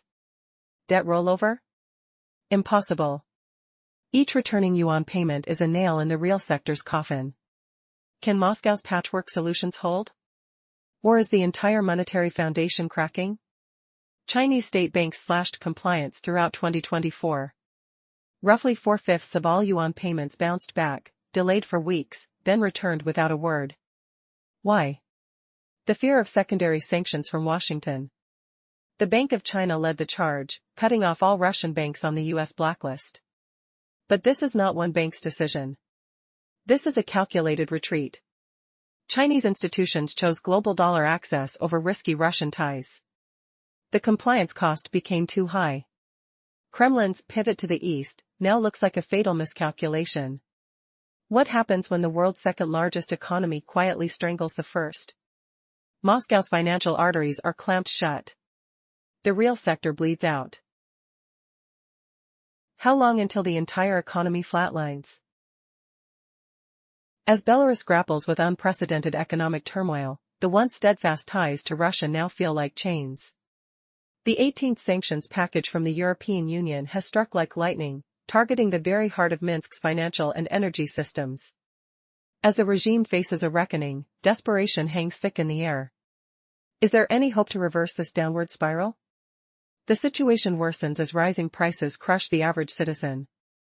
From soaring food costs, meats up to 70%, to energy bills skyrocketing beyond control, daily life has evolved into a relentless struggle. Frustration simmers amongst the populace, who wander market aisles, pinching pennies and comparing prices with furrowed brows. The average wage has plummeted in value, leaving imported goods as distant dreams. Will the regime's oppressive tactics to control dissent succeed, or is the tipping point nearing? Yet, beneath the surface, a deeper crisis brews. Our once mighty regime has found its grip on the banking sector slipping away. Major banks now wrestle with access to international systems, forcing businesses to halt operations and filing for bankruptcy. Citizens feel the tremors of instability as small and medium enterprises falter. The government claims it's a hybrid war, deflecting blame. But is the truth too glaring to ignore? Moreover, the shadow of isolation looms heavily. Belarus is cut off from the global stage, its economic lifeline severed. The loss of trade and investments tightens the noose, suffocating any chance for recovery. A striking statistic reveals a staggering 18% drop in the value of the ruble. With homes growing colder and streets emptier, is this an irrevocable collapse? As citizens seek refuge across borders, youth migration skyrockets. Families are torn apart, with hopes of a brighter future luring them westward. The social fabric frays as the jobless rate climbs, yet the regime tightens its grip, oppressing voices of dissent. The hope for change flickers dimly. Will the tide of youth exodus eventually lead to a flood of revolution? Kaliningrad stands as proof of this tightening vice, the crossroads of despair and ambition. Here, the population shrinks, with a shocking drop predicted to reach 920,000 by spring 2025, a stark reminder of the potential collapse of Moscow's influence. How long can the Kremlin maintain a facade of control amidst such erosion of its base? Even the military found here is waning. With combat brigades suffering significant personnel losses and munition supplies dwindling, the military might appears to be crumbling. Reports reveal alarming gaps in operational readiness, leaving the region exposed. The question persists, can the Kremlin's iron grip withstand internal dissent while battling external pressures? Now, as the war rages on, the Kremlin faces unprecedented challenges. With NATO lingering nearby and domestic turmoil brewing, can this unsinkable aircraft carrier of Russian influence weather the storm? The ringing battle alarms may echo the beginning of the end. As the implications of leadership failures become glaringly apparent, will a revolution finally ignite in the heart of the fortress? Belarus faces economic devastation. Sanctions slash its financial lifelines and trigger a historic collapse. But what shocking act did the regime commit as its people grew desperate? Minsk hides behind a veil of propaganda. Yet the data paints a horrifying picture. Families now spend hours in markets, tracing fingers over price tags. Basic food costs have exploded. Meat, milk, bread. Prices have risen between 30 and 70% in a single year. The average wage has lost over a quarter of its value. The scent of anger mixes with the smell of baking bread as patience wears thin. Can any government survive such a blatant betrayal of its people? This pressure is cracking the very foundations of the state. The banking system is now paralyzed. Following the 18th EU sanctions package, international payments froze. Businesses wait weeks for simple approvals. Many have simply closed their doors. The regime calls this a hybrid war, but its citizens know the truth. Their suffering is the price for supporting Moscow's war. Will the people's fury finally boil over into open rebellion? The crisis deepens with every passing day. The Belarusian ruble has crumbled, losing 18% of its value in just 6 months. Imports become impossible luxuries. Cars double in price. Shelves slowly empty. A deep uncertainty now grips the nation. The most talented citizens are fleeing, escaping to Poland and Lithuania. This is a silent hemorrhage of the country's future. How long before the nation's economic heart stops beating entirely? This disaster is not just economic, it is a complete geopolitical isolation. Belarus is utterly alone. Its refining capacity is strangled by severed Russian oil supplies. Its military, once a formidable force, is now a hollow shell. NATO intelligence confirms half of its missiles are inoperable. The region is an island, squeezed between a hostile West and a vengeful Moscow. Is this enclave the Kremlin's final stronghold, or will it be the first domino to fall? The answer may lie in the quiet exodus of its own people. In the previous segment, we explored how the economic landscape in Belarus is crumbling under immense pressure from sanctions and its reliance on Russia. The flow of goods may continue, but the cost of doing business is skyrocketing. The sanctions have created immense hurdles, resulting in disrupted cash flows and heightened tensions within industries. How long can Belarus endure this storm before it collapses completely? As we delve deeper, the picture becomes even grimmer. Machinery and electronics sectors are now feeling the squeeze. While the delivery of goods has not ceased, it's marked by escalating costs and prolonged timelines. Think about the ticking clock. Delays bring not just frustration but mounting expenses that drain essential cash flow.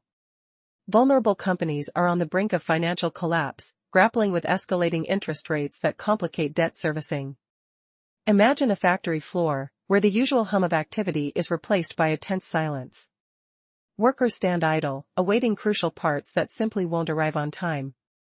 The tightening compliance controls have rendered once reliable deliveries woefully unpredictable. With logistics and banking friction creating a tangled web, Russian industries are left clinging to slow and costly flows, desperation seeping into the very fibers of their operations. But here's the kicker: while this isolation constricts Belarus, the international stage is reacting. A wave of retaliatory measures is brewing in Europe. 2 Chinese banks face sanctions, igniting a cascade of tension that ripples across financial systems. This sets off alarm bells. Large institutions can no longer afford to be reckless. Trade relations are precarious, and any move can tip the balance. So, can Russia hope for a lifeline from China? A glimmer of hope resides in trade flows that have not entirely ceased. Alternative payment schemes flicker like distant stars in an otherwise dark night. But beneath the surface, a significant shift is happening. The risk of being caught in compliance snares is forcing Chinese banks into a cautious retreat. Can Belarus find a path through this labyrinth of uncertainty, or is it destined to become trapped in an economic death spiral? As the tension escalates, we must ask ourselves, is this the beginning of Belarus's quiet downfall or merely the prelude to a surprising resurgence? The stakes are high, and the clock is ticking. The previous segment explored the tightening grip of financial sanctions on Moscow, revealing its precarious dependence on China for economic survival. As these restrictions become more stringent, the Kremlin's ability to maneuver in the financial landscape grows ever narrower. Now, looming questions arise: is China's support truly reliable, or is it just a facade? Signs of liquidity in the yuan market can flicker to life, but these conditions remain unpredictable. The chilling threat of secondary sanctions keeps large banks on edge, resulting in risk-averse behaviors that inhibit growth. Companies operating within these volatile confines face an impossible dilemma. Policies can shift overnight, forcing them to adjust their commercial plans as their banks tighten financing terms. This constant state of flux not only inflates costs, it also strangles the flexibility that businesses need to thrive. Slow payment processing and hefty compliance burdens pave a rocky path for trade. The grand picture of soaring trade volumes, while alluring, becomes little more than a mirage. In this fragile environment, the interconnected trifecta of volume, speed, and costs reveals a much darker truth. The Russian real sector is beginning to feel the repercussions. Supply chain delays are snowballing. Businesses revert to conservative inventory management to navigate these stormy waters. Cash commitment skyrockets as they revise depreciation plans for crucial machine tools and spare parts. Maintenance and repairs are stretched to their limits as companies seek local substitutes, but efficiency wanes in the process. Contracts once celebrated for their stability are now riddled with uncertainty. Frequent revisions have led to mounting legal and operational costs, creating an atmosphere of desperation.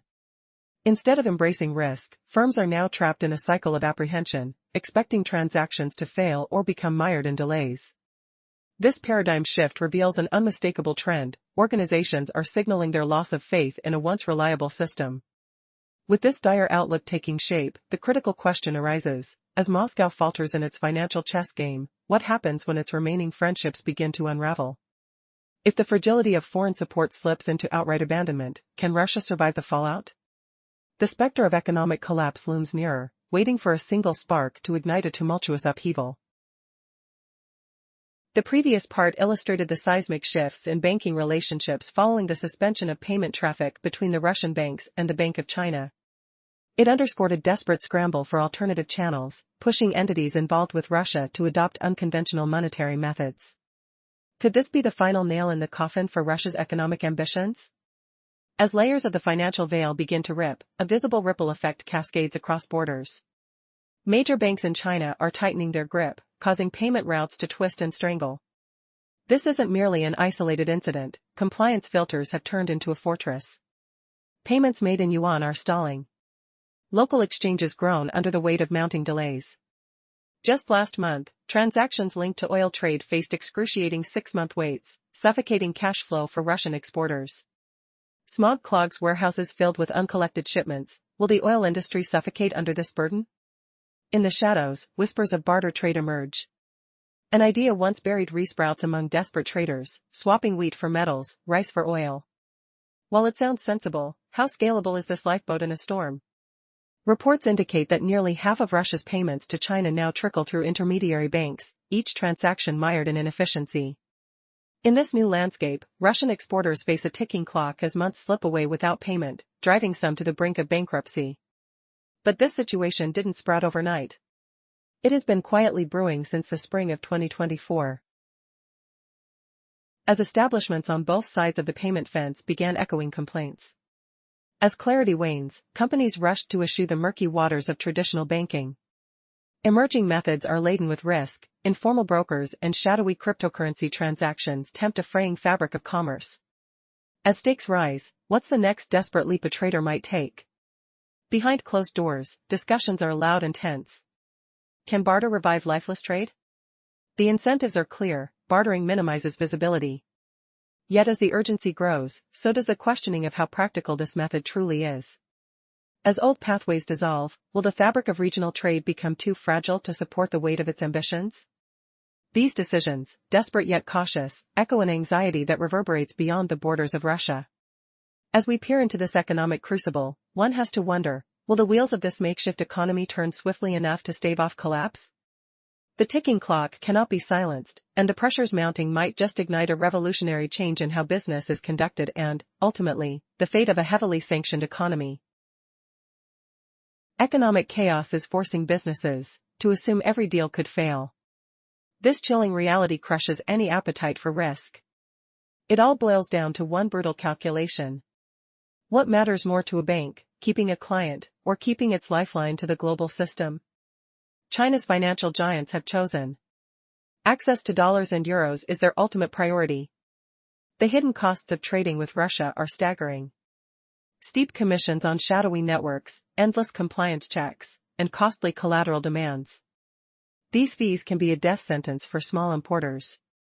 Raise your prices and lose your edge, or absorb the cost and watch your profits vanish. Russian tactics like advanced payments shift the crushing liquidity burden onto Chinese buyers. Even a so-called cashless deal creates a dangerous cash outflow. This turmoil is already redirecting future investments away from high-risk partners. Beijing now faces rising political danger from Europe too. The EU sanctions package directly named 2 Chinese banks. Retaliation against Lithuanian institutions shows how quickly this financial war can escalate. Rhetoric from Brussels has reached a decisive turning point. Chinese banks now fear losing precious access to European markets and services. The dream of a massive credit pipeline to Moscow is dead for now. But is this a betrayal of Putin, or just cold, hard business? One final, critical point remains, the most obvious yet powerful of all. These decisions aren't about political loyalty. They are about sheer survival. The stakes are simply too high. What happens to a global power when it must choose between its economy and its ally? The entire financial world is watching, and holding its breath. The heart of Russia's war machine is cracking from within. Imagine a battlefield where grandfathers, not young soldiers, now hold the line. This is the grim reality of their depleted forces. Commanders watch in horror as discipline shatters. Remember the sound of shelling near Luhansk? 2 elderly conscripts dropped their radios. They screamed into a loudspeaker, "We are artillery coordinators, we cannot run." Then they surrendered. The command structure is mentally broken. Why would a 65-year-old man obey orders when his own children have fled the nation? A recent independent survey reveals a shocking truth. 58% of retirement-age men across Russia say they will refuse mobilization if called. They cite poor health. But the real reason is deeper. One man from Dagestan put it plainly. "I cannot lay mines in Lyman when I have grandchildren to raise here." The data on those fleeing is even more staggering. Official border reports seem like a cruel joke. They claim 270,000 young men left in early 2025. But cell phone data and transportation apps tell a different story. The real number is closer to 680,000. Entire generations are vanishing. The proof is in plain sight. In Tbilisi, the demand for Russian teachers skyrocketed by 230%. Kindergartens teaching in Russian exploded from 5 to 48 in just 2 years. This is not a migration. It is a silent exodus. But who will be left to fight when the old and the young have all abandoned the cause? The front line is becoming a desperate gathering of the forgotten. What happens when the last domino of morale finally falls? The very foundation of conscription is crumbling. Mobilization offices overflow with grim notes. Not found. Not at address. Meanwhile, frontline commanders file desperate reports. Abandonment of duty. Illegal leave. How did the world's second largest army reach this precipice? Shocking internal briefings reveal a nightmare. In just 6 months of 2025, over 130,000 men are classified as deserters. This staggering number, once unthinkable even in the Soviet era, now defies all control. Every electronic record, every police checkpoint, fails to stop the tide. Why does this hemorrhage continue unchecked? 2 brutal forces drive this exodus. First, the horrific loss of life from shattered frontline logistics. Second, the Kremlin's catastrophic miscalculation in its own mobilization campaign. In wealthy hubs like Moscow and St. Petersburg, young men found escape routes. They hid within universities, the private sector, or medical exemptions. Can you hear the silence in those hollowed-out recruitment centers? But the real story is even darker. Unreported data exposes a mass flight. From late 2023 through 2024, nearly 800,000 men aged 19 to 30 fled abroad. That number is triple the official estimate. A collective reflex for survival. Over 320,000 sought permanent refuge in Georgia, Kazakhstan, Armenia. They left before the Kremlin could slam the door shut. What does that whisper about the true state of the nation? Those who remain are gripped by a new obsession. Scrambling to have two words etched into their digital records. Unfit for health. The air is thick with desperation. A nation's future, draining away one man at a time. But this is just the beginning. The real shockwave is yet to come. Moscow now bows to economic demands from the Far East, a vulnerability that could shatter Putin's power. But the true explosion comes not from finance, but from his crumbling army. Can an army of the elderly and unwilling even hold a front line? The Russian military bleeds out. Independent monitors confirm 120,000 dead. The real toll is far higher, estimated near 1.1 million. Putin's answer? Relentless mobilization. 30,000 new soldiers sent to the meat grinder each month. But modern war isn't solved by numbers alone. The sound of artillery never stops, the smell of burnt metal fills the air. So what did the Kremlin do next? A move of pure desperation. They began drafting the elderly. Grandfathers now handed rusty rifles. Meanwhile, the young vanish. They flee at the first opportunity, their boots sinking into the mud of forgotten border forests. Since the large-scale invasion began, the Kremlin sold a story of national unity. A fight for existence. But by summer 2025, the truth is written in the mobilization office ledgers. The pages are filled with scribbled excuses, not found. Not at address. Awaiting medical report. Frontline commanders add grim new categories to their reports: suspicious obedience. Abandonment of duty. A haunting silence follows the discovery of an empty trench. Where did they go? Why did they leave their posts? This is not transformation. This is a complete collapse of morale. If the old are sent to die and the young choose desertion, what remains to hold the line? The very foundation of Putin's power is cracking. Who will be left to fight for him when the final crisis arrives? As the conscriptable population in Russia dwindles, the absurdity of sending the elderly to the front lines looms larger. This desperate measure, however, could trigger an even faster economic and social collapse.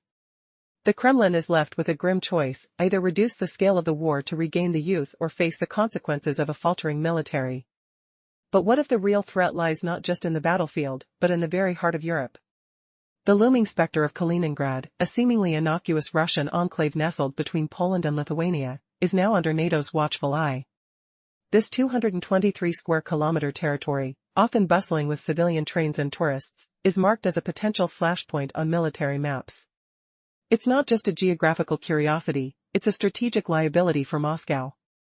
As NATO's encirclement strategy tightens, Kaliningrad transforms from a military stronghold into a drain on Russia's resources and morale. General Kristona's chilling warning echoes through the halls of power: if Moscow keeps the Baltic front active, NATO could isolate and seize Kaliningrad with unprecedented speed. This statement, branded a brazen threat by Russian media, raises a critical question: is the Kremlin's grip on this territory slipping? The implications are staggering. As the summer of 2025 approaches, the decision to deploy the elderly to the front could ignite a strategic collapse. With human resources stretched thin, Putin's options are dwindling, and time is running out. The very fabric of Russian military strategy is unraveling, and the stakes have never been higher. Will Kaliningrad become the first domino to fall in a broader conflict, or will it serve as a wake-up call for a regime on the brink? The answers lie in the shadows of a rapidly changing geopolitical landscape. NATO's warning to Moscow was stark and unambiguous. Is Kaliningrad truly within the alliance's grasp? But this is far from mere rhetoric. It is a direct reflection of a concrete military blueprint. For 3 years, the Pentagon has crafted a chilling strategy for the Baltic. The plan is to completely isolate the Russian exclave. It aims to seal the land corridor from Poland to Lithuania, and dominate the airspace over the Gotland and Bornholm Islands. The objective is absolute: cut Kaliningrad off from all outside reinforcement within just 48 hours. Can such a swift and total blockade even be possible? To understand, we must first assess the fortress itself. Russia's force in Kaliningrad is built around the 18th Guards Mechanized Corps. Satellite intelligence and leaked documents paint a detailed picture. They have roughly 12,000 contracted soldiers. Another 8,000 are conscripts. This creates a total ground force of around 20,000 personnel. Their backbone includes the 152nd Artillery Brigade. Also present is the 336th Marine Infantry Brigade. And the 79th Multiple Rocket Launcher Regiment adds significant firepower. Yet numbers alone do not tell the full story. What about Russia's formidable air defenses? The region is shielded by a layered network. It is believed to host 3 batteries of the S-400 system. There are also 2 batteries of the upgraded S-300V4. The coastline is guarded by the Bastion P anti-ship complex. Most critically, a brigade is armed with the Iskander-M ballistic missile system. These missiles can carry conventional or nuclear warheads. But recent imagery reveals a critical weakness.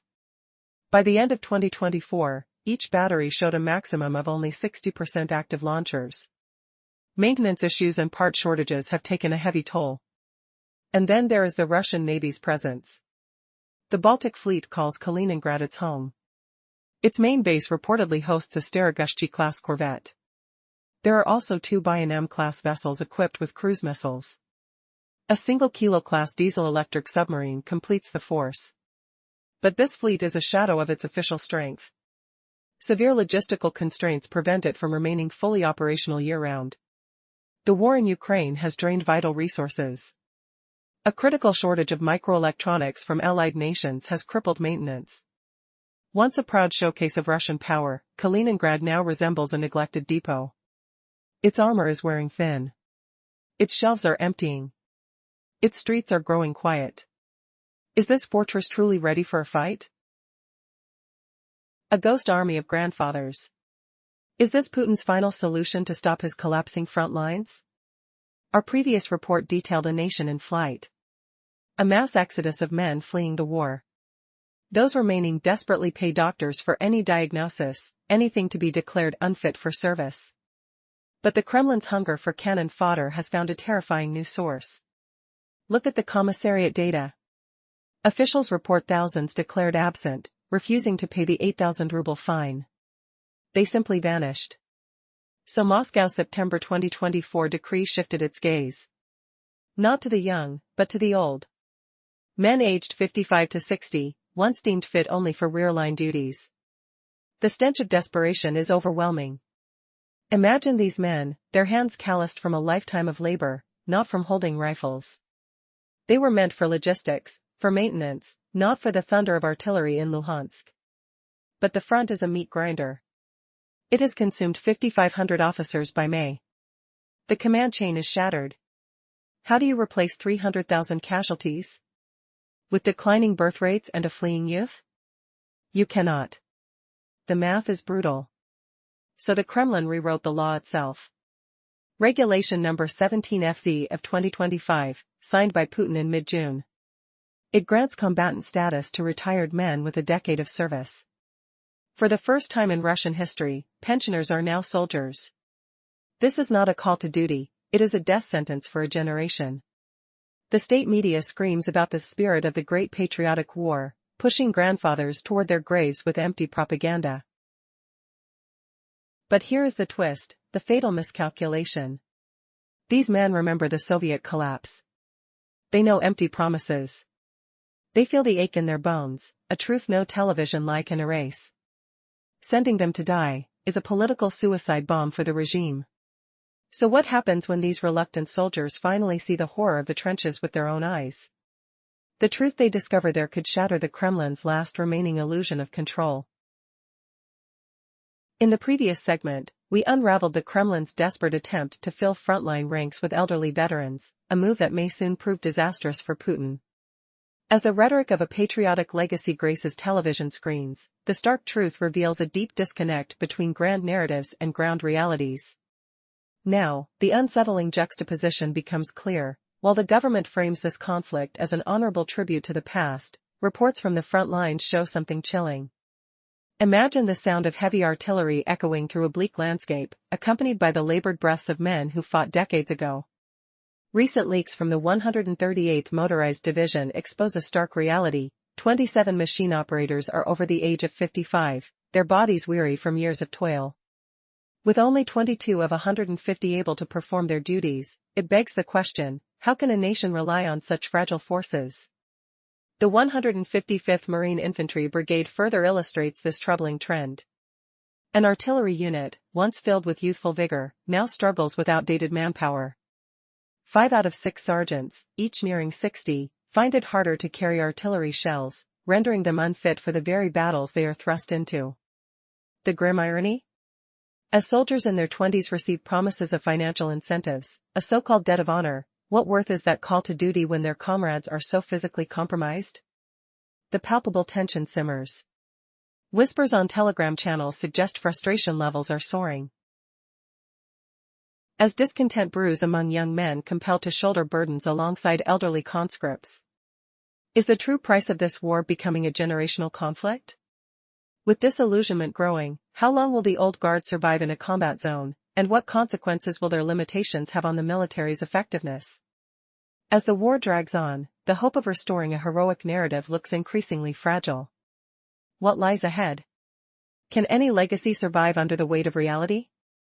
Can the Kremlin maintain its grip when soldiers question the leadership's choices? As each day passes, this battle for the soul of Russia is far from over.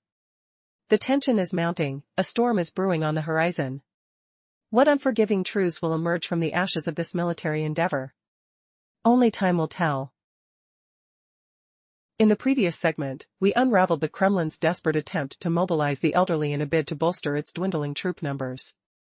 However, this reckless decision is backfiring spectacularly.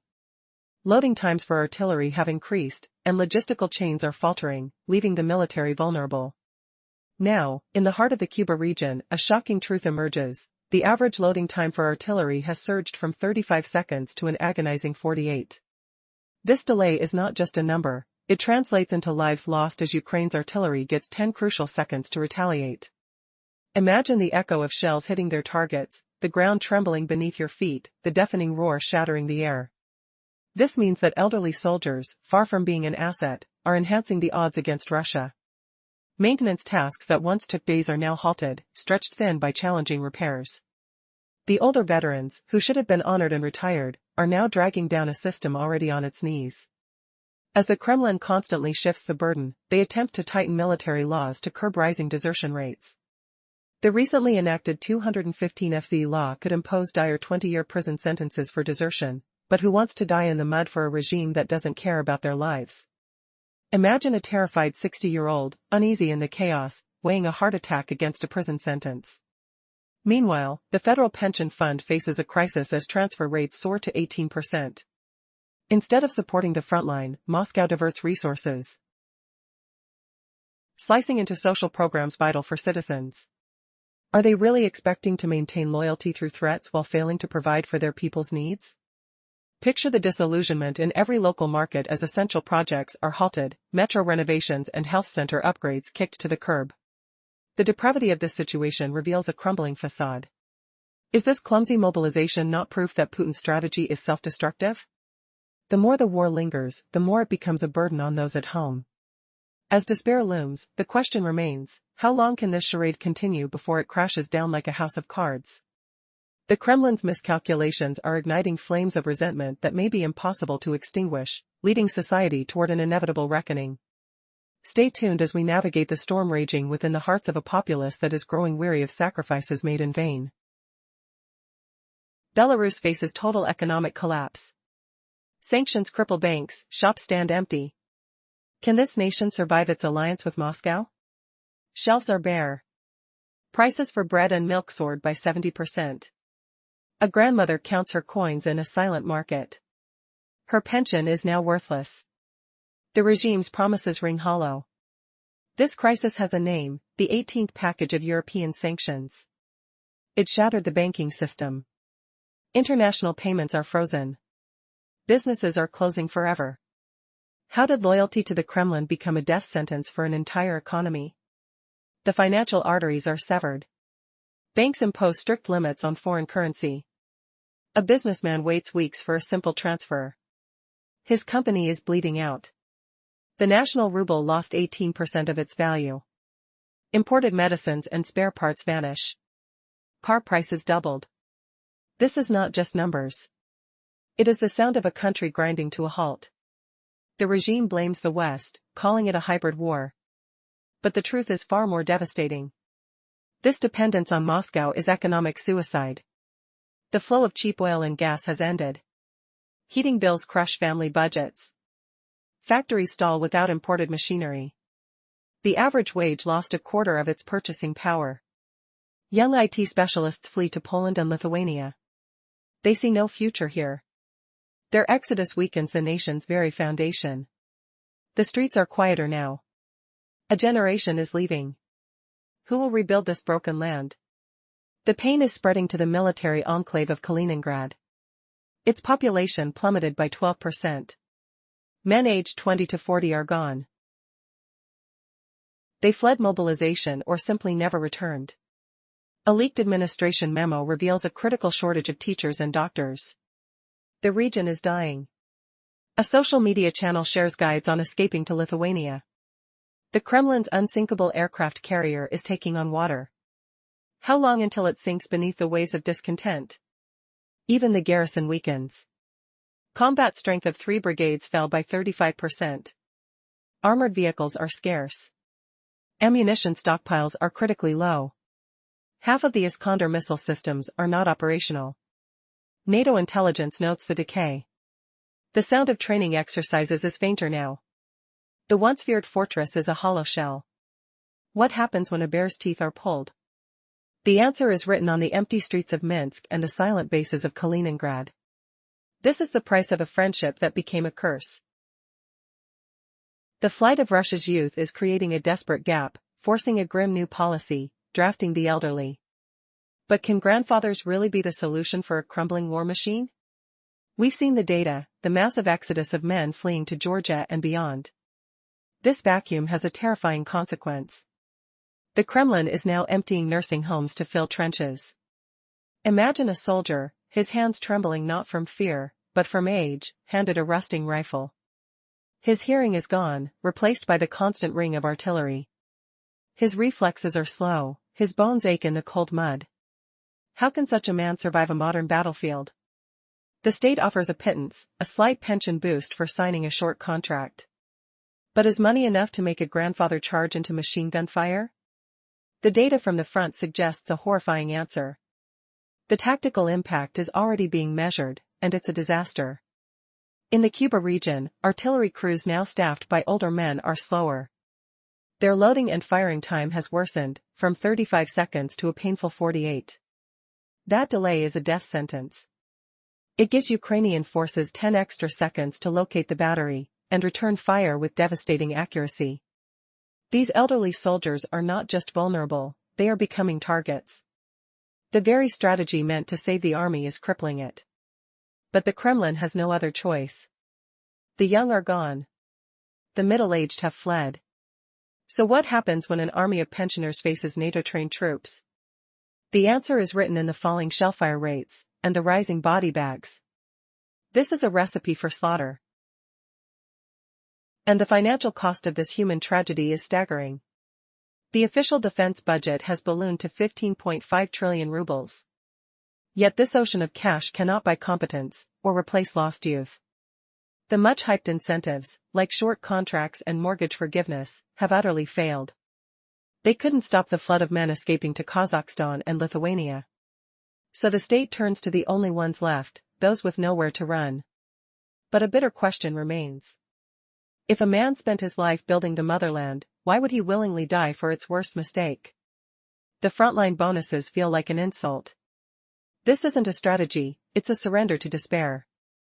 The grand, professional army of yesterday is now a shadow, a mixed force of the desperate and the doomed.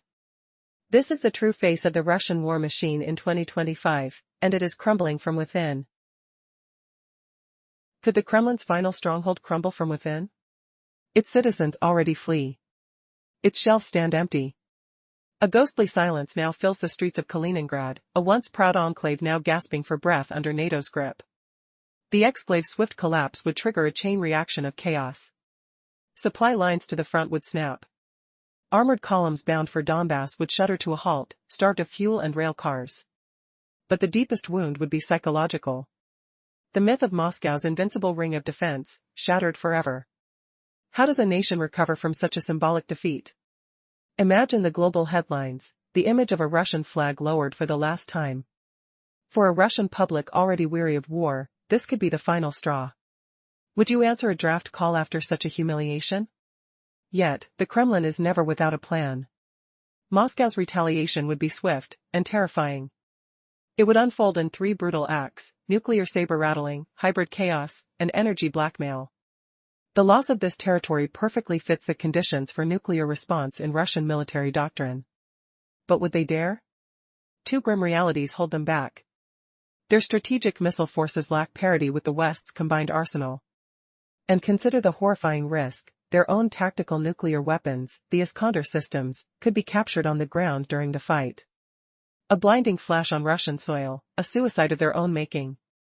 Is even Putin willing to gamble on that? A silent rage simmers in Minsk markets. Pensioners' trembling hands compare prices of bread, up 70% in a year. This isn't just an economic downturn. It's a collapse born from one man's fatal allegiance. Lukashenko's grip on power, purchased with cheap Russian loans, is now strangling the nation. Russia's own economic stagnation forces Moscow to slash its financial life support to Minsk. The Kremlin's growing budget deficit means fewer rubles for its loyal satellite. Desperate, the Lukashenko regime is forced to borrow domestically. Interest rates skyrocket. The investment climate withers. This dependence has also slammed the door shut on any reconciliation with the West. The European Union and United States demand a fundamental policy shift for sanctions to lift. But would Lukashenko ever dare to break from Moscow? Such a move would shatter the very foundation of his rule. The result? A nation in free fall. Uncontrolled inflation devours salaries. The banking system teeters on a razor's edge. The public's purchasing power has been utterly eviscerated. This deep, internal rot is fueling a visible, simmering public fury. For Minsk to survive, it needs a miracle, a colossal new bailout from a broke Russia, or an impossible political U-turn toward the West. Neither seems plausible. So what happens when a country is trapped between a rock and a hard place? The foundations crack. And now, the second, more terrifying wave is hitting. The 18th EU sanctions package has precisely targeted the heart of the system, the banks. How does a nation function when its financial arteries are severed? The collapse of the banking sector is triggering a chain reaction nobody can control. In the previous segment, we explored how aiders could enhance F-35 operations through advanced data sharing, while naval forces from Denmark and Germany prepared to create a formidable defense screen. But as tensions rise, a new threat looms over the Baltic region. To evade detection by Polish and Swedish radar systems, Russian vessels face a stark choice: remain docked or risk exposure to a devastating barrage of air and sea artillery from NATO forces. The stakes are high, and a critical logistical challenge complicates matters. Poland's railway system adheres to NATO standards, but Lithuania clings to outdated Soviet gauges. The EU aims to rectify this by 2027 with the Rail Baltica project, yet operational swap stations are already in place. These stations can convert a convoy of 26 wagons to the new gauge in just 45 minutes, ensuring that heavy armored shipments remain uninterrupted. Imagine the tension as Russian commanders weigh their options, knowing that every moment counts. Meanwhile, Canada's strategic role in this unfolding drama cannot be overlooked. Defense expert Sergei Sakenkin's report starkly labels Kaliningrad as a dagger poised at Europe's heart, yet Canada is determined to blunt its edge. Ottawa's ambition to bolster the Latvian-led battle group with rocket artillery and cyber-electronic warfare capabilities signals a shift in the balance of power. As the second phase of encirclement unfolds, the Canada-Latvia Joint Electronic Warfare Cell prepares to inject aggressive signals into the Orca-Kaliningrad fiber optic line. This could cripple the Baltic Fleet's command and control network, creating chaos within Russian ranks. The concept of small investment, big disruption aims to paralyze Kaliningrad's defenses by targeting its very communication lifeline. But what happens next? Will NATO seize the opportunity to reshape the security landscape in the Baltic? The potential for a new security architecture looms large, promising a layered defense that could redefine the region's stability. As the clock ticks, the question remains, will Kiev become a fortress or a crumbling relic of a bygone era? The answer may lie in the unfolding events of the coming days. Moscow's lifeline is now a tourniquet, strangling the Belarusian economy. With war draining Russian coffers, loans to Minsk are being slashed. Belarus is forced into desperate domestic borrowing to cover its exploding budget deficit, pushing the nation closer to the abyss. And the consequences are devastating. Pensions and state salaries arrive late, if at all, their value obliterated by inflation. The smell of antiseptic fades in hospitals as medicine stocks vanish. School renovations halt, the sound of construction replaced by an eerie silence. This is the grim reality of slashed social spending. The regime's loyal base, state workers in rural towns, now voices its anger. Their lifelong loyalty is cracking under the weight of empty shelves and empty promises. Can a government survive when its own guardians turn against it? But the financial hemorrhage runs even deeper. The 18th European Union sanctions package has severed Belarus from the global banking system. International payments are a nightmare. Businesses wait weeks for transfer approvals, their operations paralyzed. Foreign currency is scarce, a treasure locked away. The local ruble has plummeted, losing 18% of its value against the dollar in just 6 months. This currency collapse makes every imported good, from medicine to machinery, a luxury item. The tactile feel of cash itself is changing as people hoard dollars, distrusting their own banks. A deep liquidity crisis grips the financial sector, pushing enterprises toward bankruptcy. How long can any economy function without a circulatory system for its money? This isolation is a death sentence for trade. Belarusian products are barred from global markets, while the cost of crucial imported machinery has skyrocketed. Factories stutter and slow, their production lines grinding down. The roar of industry is fading. This dependency on imports has triggered a vicious spiral, fueling an inflation rate not seen in 2 decades. Official data reveals the brutal truth: prices for basic staples like bread, milk, and meat have surged between 30 and 70% in a single year. The average wage has lost over a quarter of its purchasing power. A simple mobile phone now costs 80% more. A family car? Its price has doubled. Citizens in markets spend hours comparing prices, their frustration a palpable heat in the air. Is this the price of loyalty to a sinking ship? The final, crushing blow comes from energy. Belarusian refineries, reliant on Russian crude, are being forced to slash operations. Sanctions block the export of their refined products, choking off a vital stream of state revenue. This is not just an economic crisis, it is a complete unraveling. The Lukashenko regime screams about a Western hybrid war, but its people see the truth. The cause is support for a foreign conflict. This misguided policy has transformed the nation into an international pariah, cut off from investment and hope. The most skilled minds, especially in IT, are fleeing across borders to Poland and the Baltic states. A silent exodus is draining the country's future. The very foundation of the state is crumbling, with its armor cracked and its people in revolt. How many more blows can Belarus possibly withstand before it? But what happens if the very heart of Russian power in the Baltics just stops beating? The loss of its Baltic stronghold would shatter Moscow's strategic safety net. Its vital land link to the European flank through Belarus would be severed, leaving its ally stranded as a geopolitical hostage. In this nightmare for the Kremlin, Minsk can no longer act as a buffer against a united Poland and Lithuania. Can you smell the diesel fumes of a stalled invasion? The Russian First Guards tank army, trying to advance from Smolensk towards Brest, would be shredded at NATO's new fortified line at Suwalki. Imagine the thunder of artillery, the screech of metal as columns are halted. And the repercussions would echo beneath the waves. Without its western outpost, Russian sabotage of Baltic infrastructure, like Nord Stream, becomes nearly impossible. That watch would fall to joint Danish-Swedish patrols and advanced unmanned underwater sensors from Germany and Poland. A silent, high-tech defense in the cold, dark depths. The economic vice would tighten instantly. The Vilnius-Warsaw alliance could completely cut off energy trade with Belarus, draining Minsk of foreign currency and political options. The new LNG terminal in Poland and Lithuania's Klaipėda FSRU would finally free the Baltic from Russian gas. Can the Lukashenko regime survive without its economic lifeline? But the true earthquake would be felt over 1,000 kilometers away, on the Ukrainian front. This distant collapse would cripple Russia's war in 3 devastating ways: ammunition, morale, and strategy. First, the mighty Russian Baltic fleet loses its teeth. Its caliber cruise missiles, launched from ships near Kaliningrad, can no longer strike Lviv, Odessa, or Kiev. Without those mobile sea platforms, missiles fired from the Black Sea simply fall short. The constant, terrifying scream of sirens over western Ukraine falls silent. Second, the flow of reinforcements is strangled.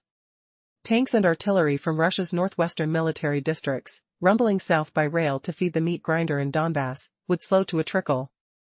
Picture the chaos at the St. Petersburg logistics hub, a desperate defensive reorganization causing chronic shortages of rail cars and fuel. The gears of war grind to a halt.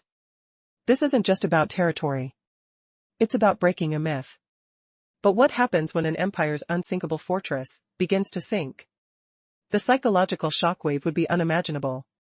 If this strategic pillar falls, what domino is next to tumble? The previous segment explored the strategic military maneuvers surrounding the exclave of Kaliningrad, highlighting how NATO forces could effectively neutralize Russian defenses. But what happens if the exclave falls? In the severance phase of the plan, the Suwałki corridor becomes a choke point, effectively isolating Kaliningrad. Imagine the sound of trains screeching to a halt as Lithuanian railway police redirect military transport within hours. The MRC Typhoon batteries, stationed on Gotland Island, unleash a barrage that seals off the Baltic port, trapping Russian naval reinforcements like fish in a barrel. The Polish 15th Mechanized Brigade prepares to cross the Nemunas River, while the Iron Wolf units from Lithuania advance southward. Estonian UAVs hover above, their cameras capturing every movement of Russian supply columns in a relentless cycle of surveillance. As the airspace closes for 96 hours, civilian flights are grounded, and the tension thickens. The Pentagon simulations predict that within 7 to 10 days, the garrison in Kaliningrad will be starved of ammunition and fuel. But what if the Kremlin attempts to open a land bridge through Minsk? The stakes are monumental. The fall of Kaliningrad could unravel the delicate insurance policy Moscow has maintained, a precarious balance that has kept the nuclear threshold at bay. Could this be the moment that transforms the geopolitical landscape? The loss of Kaliningrad would sever the vital link between the Russian mainland and its Baltic flank, leaving the Belarusian regime in a vulnerable position. As the clock ticks down,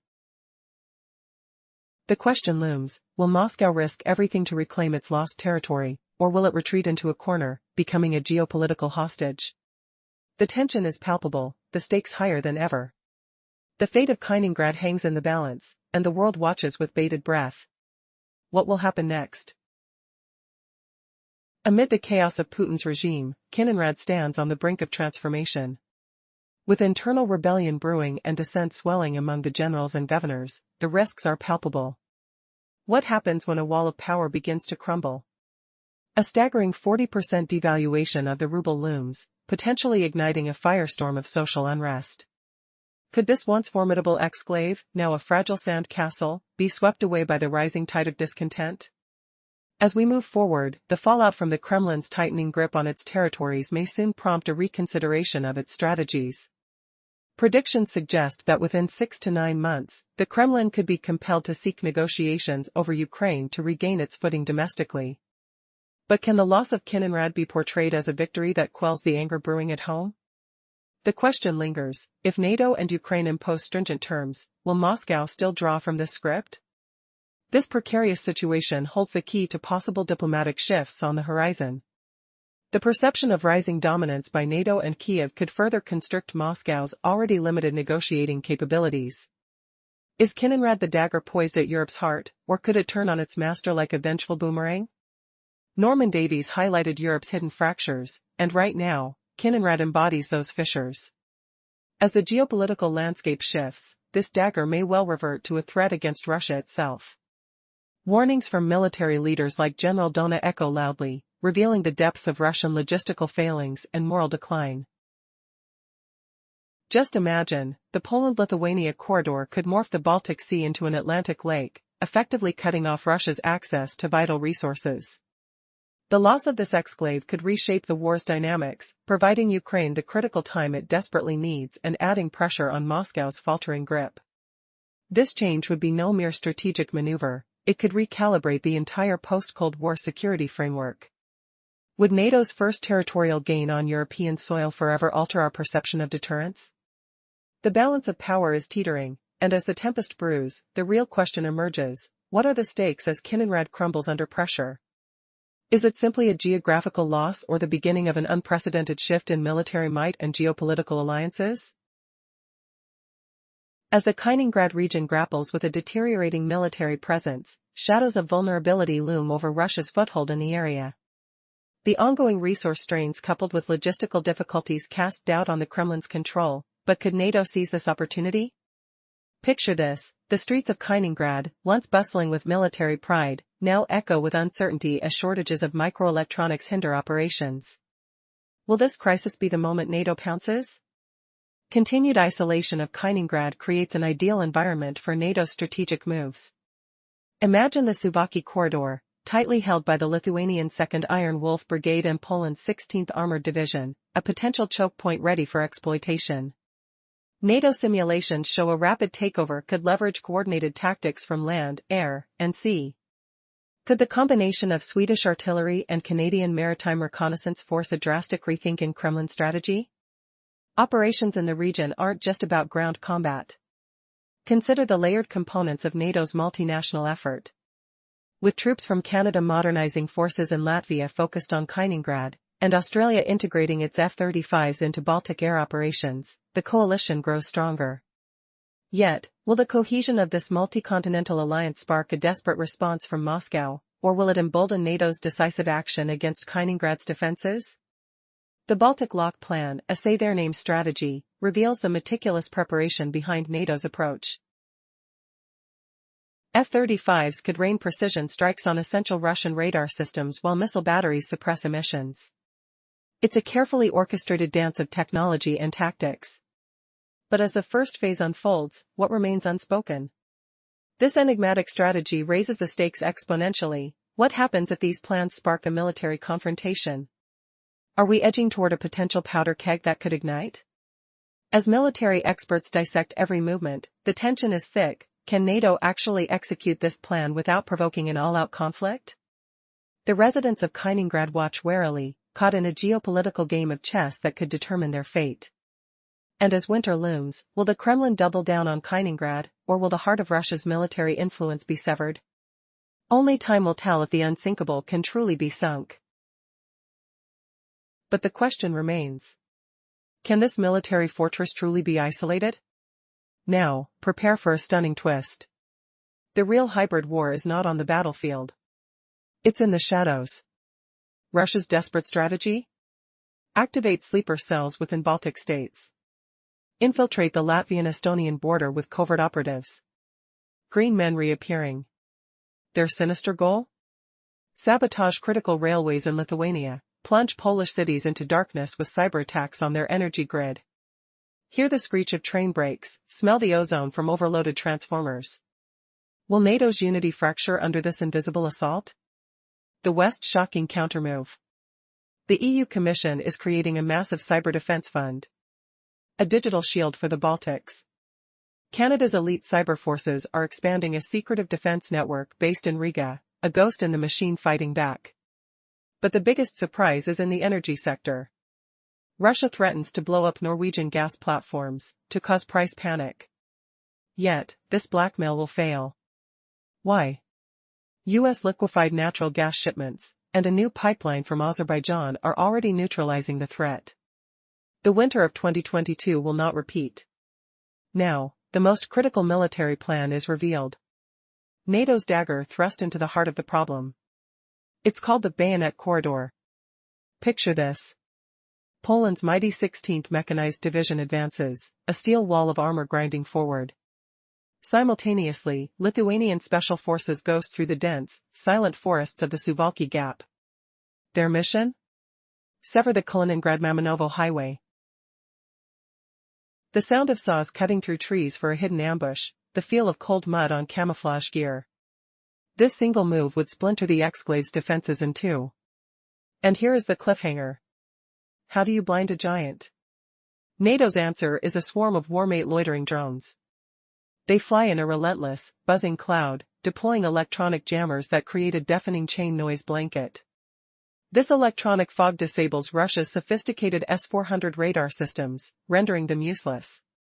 But will it be enough to completely shut their eyes?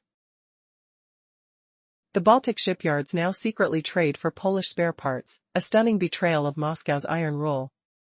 How did Russia's mighty fortress become its weakest link?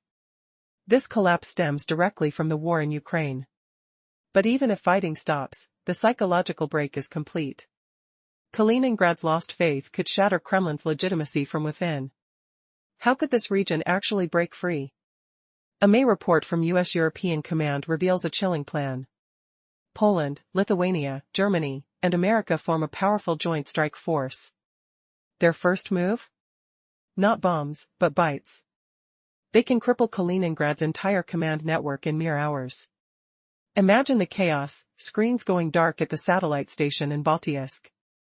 The hum of servers dying at the Chernyakovsk command center. Silent, unseen cyber injections severing fiber optic cables near the Mamanovo railway. Russian air defenses would be blind before a single shot is fired.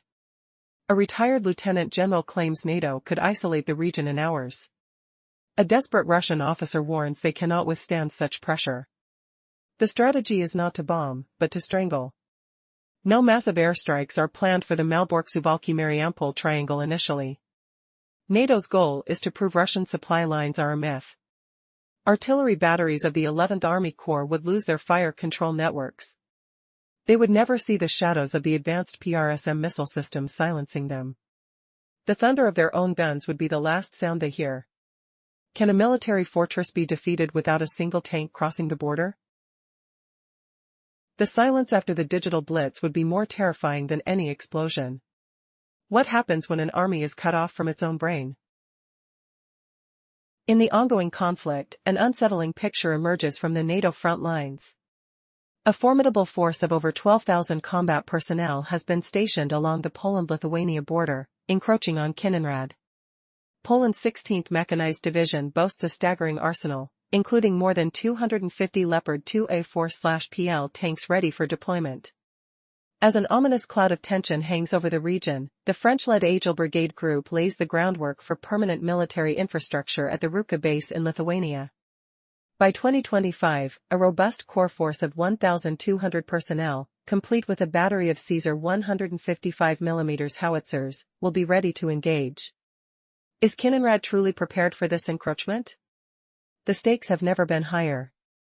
In response to NATO's aggressive stance, the air defense systems in Kiev have ramped up their alertness, conducting full combat patrols 3 times a week. Yet, a major concern lingers. The privileged maintenance of their Soviet-era radar network is faltering under the burden of a logistical crisis. As NATO's AWACS aircraft circle overhead, the tension thickens. Internally, Kiev faces severe economic pressures, compounded by swift sanctions that are crippling their seafood and agriculture sectors, which provide around 60% of their exports. March 2025 data reveals that retail price inflation is skyrocketing at 19% in the region, far surpassing Russia's 12% for the same period. Is the once feared Kiev becoming nothing but a facade? These debilitating factors threaten Moscow's aspirations to maintain Kiev as a powerful A2AD stronghold, leaving its defenses increasingly vulnerable.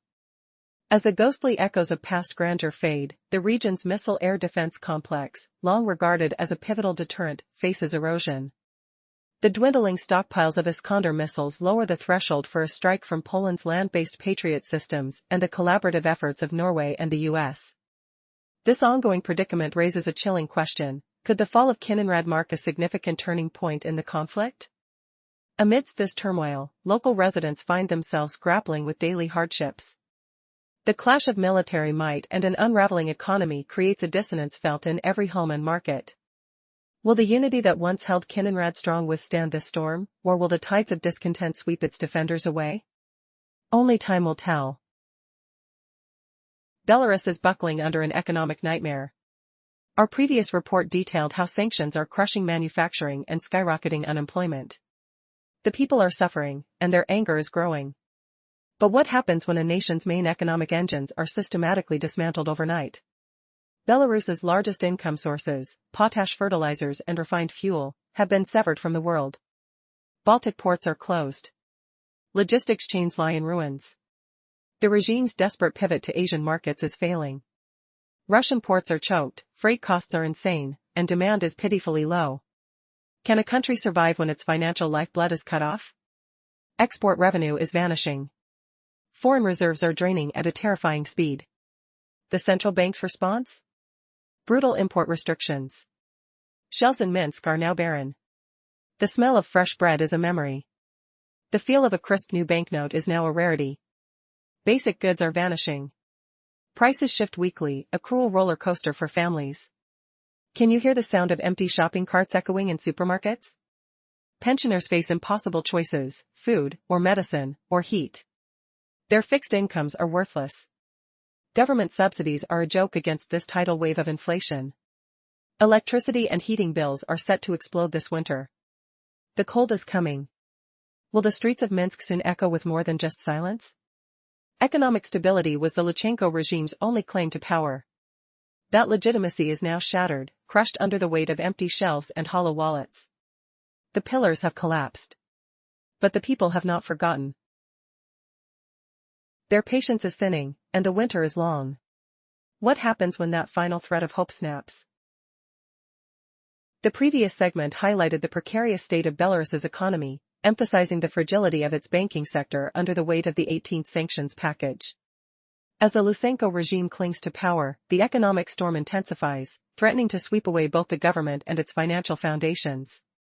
In July 2025, the European Union unleashed a new sanctions package that struck at the heart of Belarus's financial system. The leading state banks, once the lifeblood of the economy, found themselves severed from international correspondent relations. Assets frozen, borrowing opportunities vanished. The result? A catastrophic paralysis of the banking sector.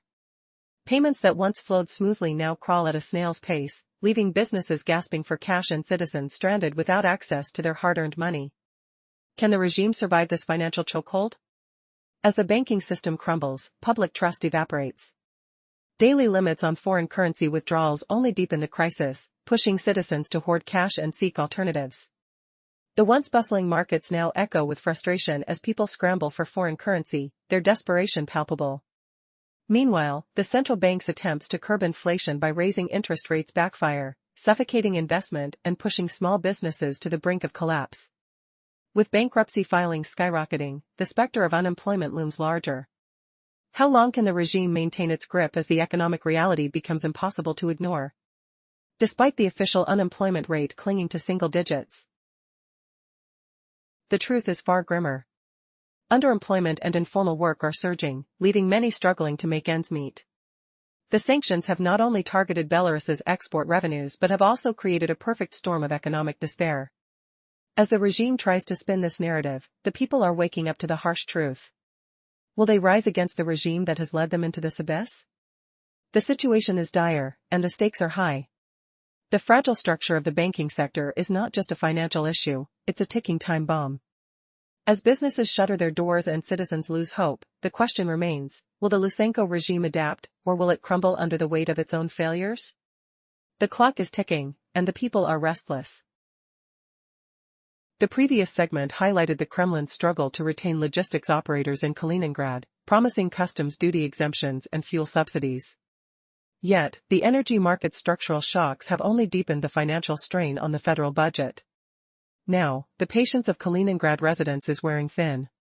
As young professionals flock to the vibrant startup scene in Tallinn, the bustling port economy of Gdansk, or the dynamic service sector in Berlin, the region's population is dwindling. By 2025, internal statistics reveal a staggering net loss of 37,000 people, the sharpest decline since the post-Soviet era. How long can the Kremlin ignore this exodus? In a desperate bid to assert control, the Kremlin announced the deployment of 2 Yuzin-class nuclear submarines, dubbed the Baltic Twins, to the Baltic Fleet by early 2026. However, delays at St. Petersburg shipyards and budget cuts have pushed this delivery to 2027. The timing couldn't be worse, coinciding with NATO's welcoming of Stockholm and Helsinki into the alliance. Russian social media erupted with sarcasm, mocking that there might be no sea left by the time the submarines arrive. As the strategic window for deterrence narrows, the Kremlin has resorted to nuclear rhetoric, hinting at an operational tactical nuclear weapons depot in Kaliningrad. Yet, military analysts raise eyebrows, questioning the outdated storage infrastructure and the reliability of tracking systems. Is this a bluff, or is there a genuine threat lurking beneath the surface? NATO's encirclement strategy is not unfolding through traditional warfare but through economic pressure and logistical strangulation. The Kremlin's grip on Kaliningrad is slipping, as local integration efforts, like the Baltisk shipyards exchanging spare parts with Polish subcontractors, challenge Moscow's authority. What was once a fortified outpost is now a costly liability for the Russian Federation. As the situation escalates, will the Kremlin's attempts to maintain control backfire? The growing discontent among Kaliningrad's residents could ignite a spark that even the most fortified regime cannot extinguish. The question remains, how long before the people of Kaliningrad demand change? The backdrop of a tightening federal budget is drawing discontent among Kaliningrad residents, while military spending has surged to a staggering 37% of the national budget. With the local economy contracting by 4.5% in 2023, the Ministry of Finance managed only a 1.2% increase in allocations. Small businesses are feeling the pinch as logistics flows through the Minsk corridor have become increasingly unreliable. In a surprising twist, even a 28% rise in Lithuania's railway tariffs has led grain processors to pivot shipments from Kaliningrad to Belarus, and ultimately to Poland. This shift, often described in local media as a manipulation, reveals deepening economic desperation. Have the residents grasped the implications of this trade scramble? In an April 2025 survey from the region's largest labor union, an alarming 69% of participants expressed that the Kremlin's actions regarding Ukraine are harming Kaliningrad's economic health. This marks a drastic rise from just 33% in 2018. While nominal wage growth continues in the private sector, real wages have plummeted by 6% when aligned with fluctuating indices in Lithuania and Poland. The cost of living is relentless, with mobile network tariffs soaring by 25%.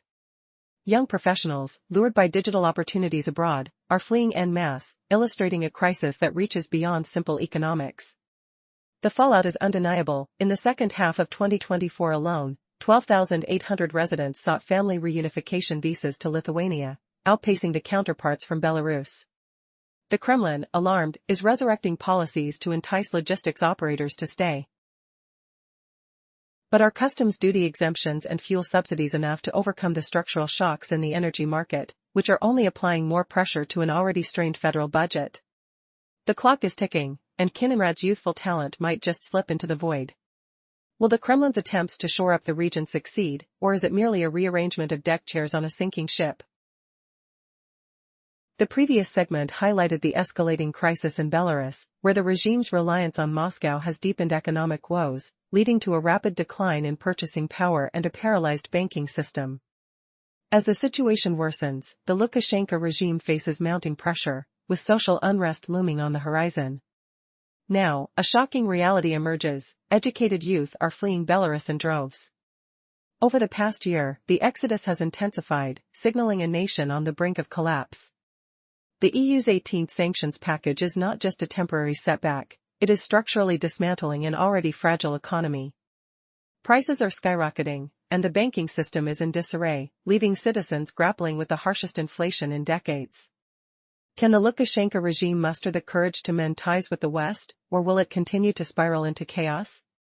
As the economy crumbles, the regime's grip on power weakens, and the specter of social unrest looms ever closer.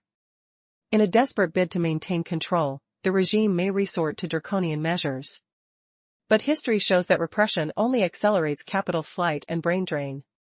The streets of Belarus are filled with whispers of discontent, as citizens struggle to make ends meet. The average wage has plummeted, losing over 25% of its value in foreign currency terms. How long can the regime ignore the cries of its people before the dam bursts? Meanwhile, NATO's enhanced forward presence along the Poland-Lithuania border is a stark reminder of the shifting geopolitical landscape. With over 12,000 combat personnel deployed, the tension is palpable. The 16th Mechanized Division in Smoky, equipped with more than 250 Leopard 2A4/PL tanks, stands ready. Is this a mere show of force, or a prelude to something more significant? As the situation in Belarus deteriorates, the stakes are higher than ever. The regime's attempts to blame external forces for its failures are falling flat. The reality is that the economic disaster stems from its unwavering support for Russia in the ongoing conflict. As the Kremlin struggles to maintain its grip on power, the people of Belarus are left to bear the brunt of the consequences. Will they rise up against their oppressors, or will they continue to suffer in silence? The clock is ticking, and the world is watching. In a storm of economic turmoil, the Belarusian people are grappling with an eroding trust in their government. For years, Lukashenko's regime thrived on the pillars of economic stability and low unemployment, but these foundations are crumbling. Rising unemployment, soaring inflation, and a chilling decline in purchasing power are revealing the fragile state of a nation once stabilized by its alliance with Moscow. How much longer can a regime survive when its citizens no longer know where their next meal will come from? Independent polls reveal a stark truth. A growing majority see through the facade of government assurances and express deep skepticism about the leadership's ability to navigate this crisis. The situation is dire, resonating louder with every empty grocery shelf and desperate whisper among the people. As the close alliance with Putin turns from asset to liability, the brutal sanctions imposed following the invasion of Ukraine ripple through Belarus like shockwaves, affecting every aspect of life. Financial support that once flowed from the Kremlin has been choked off, leaving Belarus scrambling to manage a burgeoning budget deficit. The irony stings, the very hand that fed them is now withdrawing its aid. Minsk's reliance on low-interest loans and cheap energy agreements has transformed into a nightmare. Borrowing, once the lifeline of the economy, now pushes interest rates into the stratosphere, locking the nation in a vicious cycle. Each attempt to save itself only tightens the noose. Borrowing more leads to higher rates, which stifles investment and consumption, reducing revenue, and round it goes. As the economic crisis deepens, the political pressure on the Lukashenko regime mounts. Ominous signs of dissent are arising, and even the die-hard supporters are beginning to waver. Can a regime that has relied on repression endure when its very foundation, the trust of the people, is eroding? But instead of seeking solutions, the regime may tighten its grip, deepening the crisis with harsher security measures. This path leads only to greater unrest. With capital fleeing to safer havens and the educated elite seeking a way out, can Belarus find a way back from the brink, or is this the beginning of a downward spiral? As darkness looms, the question remains, how long until the dam breaks? Streets whisper with the rustle of empty shopping bags. Shelves grow barer each week. But the real battle is fought in the shadows. NATO's masterstroke? Silencing Russian guns before they even fire. Artillery batteries face a ghost enemy, their high-tech fire control network severed by unseen, long-range missiles. Now, a new front erupts. Lithuania's economic warfare plan is activated. Imagine this, the Port Authority abruptly cancels all insurance for fuel shipments. Russian supply wagons are instantly stranded. This single financial move triggers a full blockade. The grim forecast? Kaliningrad's basic reserves of food and fuel, completely exhausted in just 8 to 12 weeks. Can a society function when its lifeblood is cut off? This is not merely about empty stomachs. A missing bottle of sunflower oil becomes a potent symbol of failure. It fuels spontaneous rage outside the governor's offices. NATO planners anticipated this social explosion. They are systematically tearing down the information iron curtain. Since 2024, anonymous satellite data packages have flooded the region. The result? Over half of all young people, 57%, are now accessing uncensored news for the very first time. This cracks the foundation of control. The decay is everywhere. Even a military drill collapsed into farce. Soldiers in an artillery regiment were caught stealing fake ammunition to sell the parts on the black market. Desperation now hollows out the very army meant to protect them. Morale shatters completely. When 180 Marines from the 336th Brigade were denied contract renewals, a crisis erupted. Moscow scrambled, dispatching reinforcements from the Murmansk region. But their path is a treacherous gauntlet. NATO naval patrols choke the Baltic Sea. This vital corridor is now a deterrent zone. The reinforcement ship must navigate a maze of hostile waters. Will it even arrive? The once formidable garrison is caught in a downward spiral with no escape. The final act of isolation has begun. In the previous part, we explored the deep social-political fractures within Kiev. A recent study showed a staggering increase from 19 to 41% of young adults unwilling to comply with mobilization orders. This reflects a dramatic shift in loyalty, leaving the Kremlin's grip on the region precariously loose. Now, imagine a garrison once brimming with military pride, but now facing a crippling personnel shortage in the 336 Marine Infantry Regiment. The Kremlin's ambitious counter-amphibious brigade strategy lies dormant, reduced to mere words on paper. Picture the scene: troops, once ready to defend, now struggle to find the strength to muster a force that can only safeguard the ports. The landscape further darkens as the Lithuanian Ministry of Defense fortifies the bridges over the Neman River, transforming them into formidable barriers using dragon's teeth and mines. This strategic move seals off Russian logistics, trapping them in a convoluted route from Belarus, where diesel shortages and a lack of spare parts mirror Moscow's economic crunch. The question lingers: is this just a costly endeavor for the Kremlin? As the Minsk government attempts to navigate the blockade, it finds itself sinking deeper into a budgetary abyss. Meanwhile, NATO steadily showcases its readiness with rapid deployment plans and the military Schengen corridor established along the Poland-Lithuania-Germany axis. This looming presence constantly reverberates through Kiev, a reminder that reinforcements could surge in a crisis. Yet, the Kremlin remains silent on its nuclear blackmail strategy.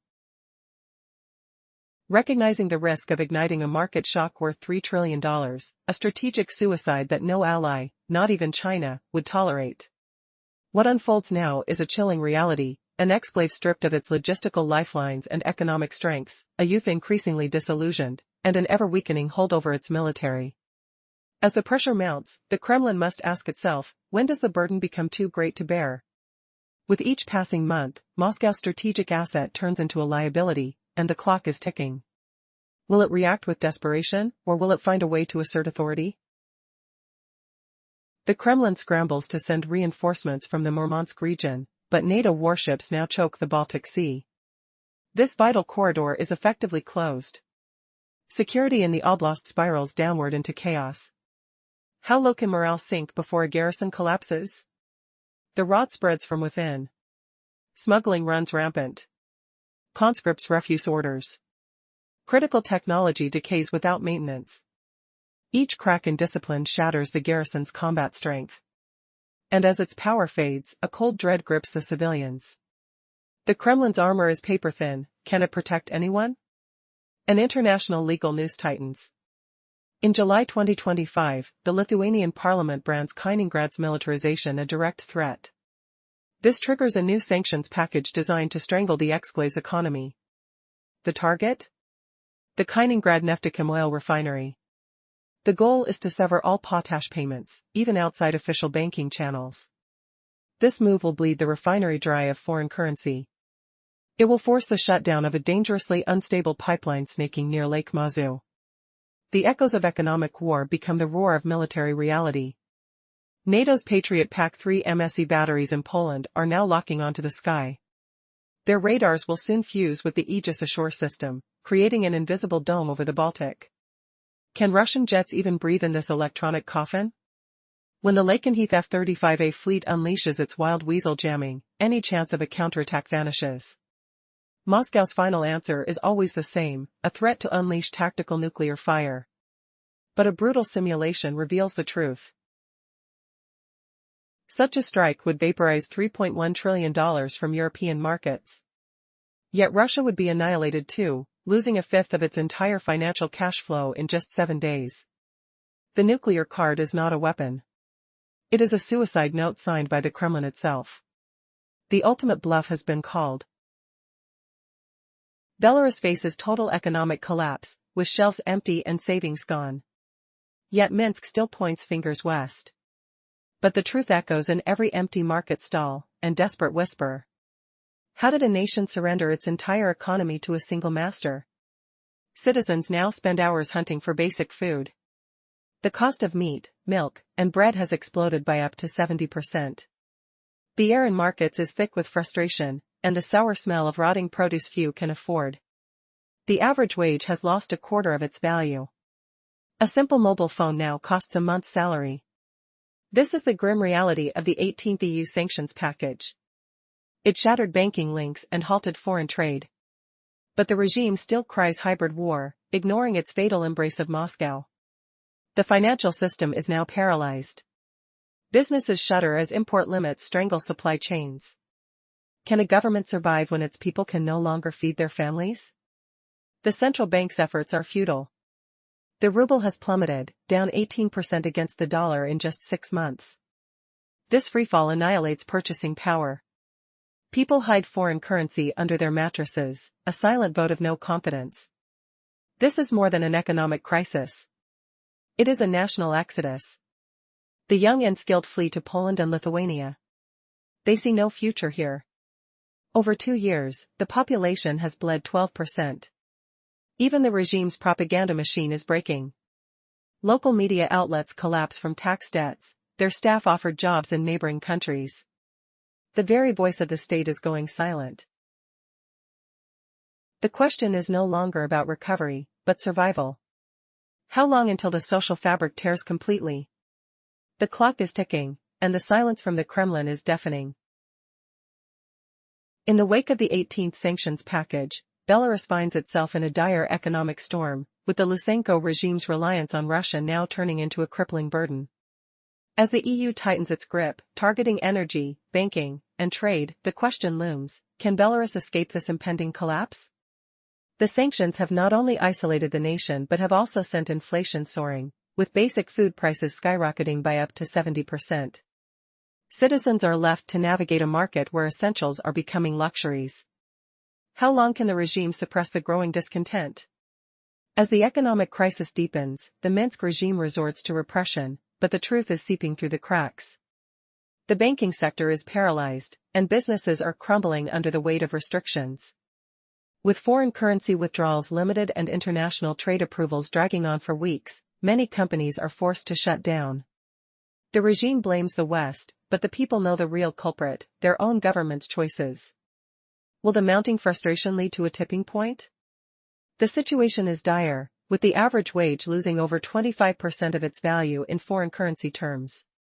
Imported goods are now out of reach for many, and the once bustling markets are filled with frustrated shoppers comparing prices. The youth, seeing no future, are fleeing to neighboring countries, seeking a life beyond the regime's grasp. As the population dwindles, can the regime maintain control over a disillusioned populace? Meanwhile, the energy sector is crumbling under the weight of sanctions. Belarus's refining capacity, heavily reliant on Russian crude, is at risk. The once thriving economy is now a shadow of its former self, with empty shelves and a desperate populace.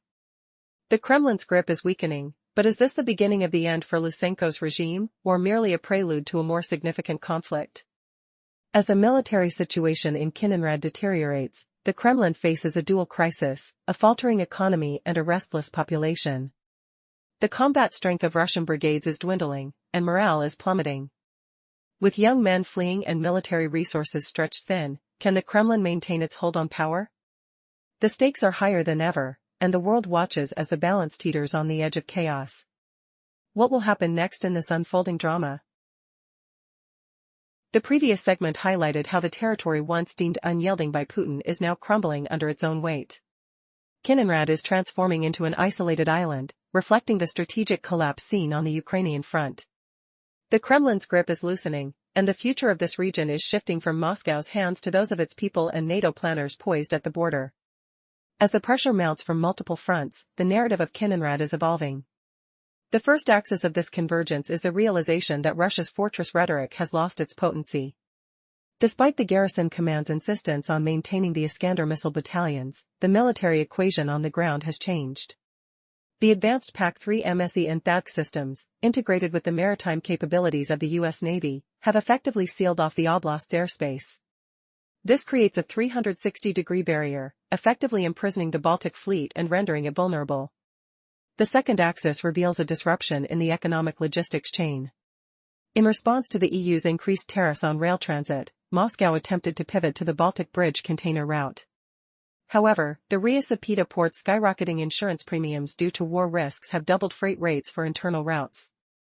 This surge in costs has led to a staggering inflation rate, with storage expenses skyrocketing to 3 times the official figures. The once thriving economy is now gasping for breath, and the people are feeling the weight of this burden. The third and most critical axis is the social and political fracture within Kiev. A recent study from NIUS University reveals a startling shift in sentiment among young adults. 41% now express their unwillingness to comply with mobilization orders, a significant increase from just 19% in early 2022. This growing defiance signals a profound change in the region's morale, as the youth increasingly reject the Kremlin's narrative and the sacrifices demanded of them. As the situation deteriorates, one must wonder, will Kiev become a beacon of resistance, or will it succumb to the Kremlin's tightening grip? The answers lie in the hands of its people, who are now more politically aware and engaged than ever before. The question remains, can they harness this momentum to reshape their destiny, or will they be swept away in the tide of history? The stakes have never been higher, and the world watches closely as this pivotal moment unfolds. As the storm clouds gather over Belarus, the nation finds itself in the grip of an unprecedented economic crisis. The Lukashenko regime, once reliant on Russian support, now faces the harsh reality of the 18th sanctions package imposed by the European Union. This package, targeting not just Moscow but also the very lifeblood of Minsk's economy, its energy, banking, and foreign trade, has left the country gasping for air. Can Belarus find a way out of this suffocating chokehold? The sanctions have created an economic blockade that stretches from the Nord Stream pipelines to the banking networks, striking at the heart of the regime's financial stability. With the isolation from international banking systems and restrictions on technological imports, the already fragile economy is crumbling. The public budget, once buoyed by Russian loans and energy deals, now resembles a sinking ship. As inflation soars to levels unseen in 2 decades, the people of Belarus are left to grapple with skyrocketing prices for basic necessities. How long can the regime maintain control when the very fabric of daily life is unraveling? In the markets, the sounds of despair echo as citizens spend hours hunting for affordable food, only to find prices have surged by up to 70%. The once familiar scents of fresh bread and ripe vegetables are now overshadowed by the bitter aroma of frustration and anger. With energy costs skyrocketing and wages plummeting, the average citizen feels the weight of economic despair pressing down like a heavy fog. Will the regime's oppressive tactics be enough to silence the growing discontent? Or is a reckoning on the horizon? As the banking sector teeters on the brink of collapse, small businesses are forced to shutter their doors, and the streets grow quieter. The regime's narrative of a hybrid war waged by the West fails to mask the truth. The economic disaster stems from its own choices. The youth, disillusioned and desperate, are fleeing to neighboring countries, seeking a future beyond the borders of Belarus. Is this the beginning of a mass exodus that could spell the end for the Lukashenko regime? The energy sector, too, is feeling the strain. With refining capacities dwindling and reliance on Russian crude oil becoming a liability, the situation grows more dire. The once thriving industrial heart of Belarus is now a shadow of its former self, as the population grapples with the reality of a nation caught between 2 worlds. Will the Kremlin's grip on Belarus tighten, or will the winds of change sweep through, toppling the regime? As we delve deeper into the socio-political landscape, the cracks in the facade of control become evident. The people of Kiev, once loyal, are now questioning the very foundations of their allegiance. With military resources stretched thin and morale waning, the question looms, is this the beginning of the end for the Kremlin's stronghold in the region? The answers may lie in the choices made in the coming months, as the balance of power shifts and the stakes rise ever higher. Days turned into weeks in Kiev, and the situation grew tenser for both citizens and military. As supplies dwindled, the Kremlin faced a critical juncture. Will it go for a smaller military footprint, settling into a standoff with NATO? Or will it launch an audacious push for dominance through the Smoky Gap? The very air felt charged with uncertainty, the kind that sent a shiver down the spine. Lives hung in the balance as the people's faith in their leadership eroded. The deepening isolation of Kiev puts the Kremlin's promises into serious question. Citizens were no longer just numbers, they were feeling the sting of betrayal. As the sounds of marching boots echoed through abandoned streets, the faces of the young, once filled with purpose, now reflected despair. Reports of military supply shortages surfaced, and whispers of unemployment and hunger began to fill the void left by lost hope. Imagine standing in line for basic goods, only to hear that your common rations have been cut again.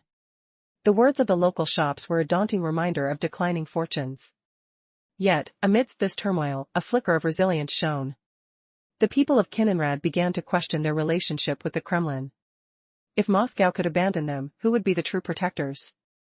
As the beggars knelt on street corners, trading tales of woe, the battle for Kiev's future began to unfold. NATO's looming shadow brought a glimmer of possibility.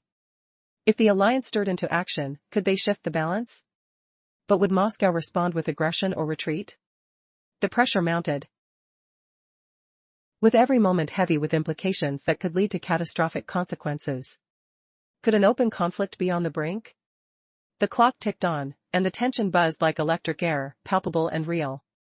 Yet, there was a twist in this tale. As negotiations between powers stretched and faltered, an underground movement began to rise in Kiev. Brave souls whispered subversive ideas in the shadows, plotting a future free from Moscow's grip. Their dreams of a different life were more vivid than ever. With each passing day, their resolve only grew stronger. As external forces maneuvered, the air thick with the smell of uncertainty, the stakes for Kiev soared. Would it become the battlefield for a much broader confrontation, or could it emerge as a beacon of hope? The questions left hanging in the air begged a resolution, a decisive pivot that could alter the course not only for Kiev but the entire region. What would become of this isolated enclave? Would Kiev choose to break free from its chains, or would it spiral further into the abyss? As the pieces rattled in place, one thing was clear: the resolution of Kiev's fate loomed closer. But would it be a sign of liberation or further entrapment? Only time would tell. For the frontline soldier, the sudden annihilation of ammunition depots and command centers is not just a technical disaster. It shatters the mind.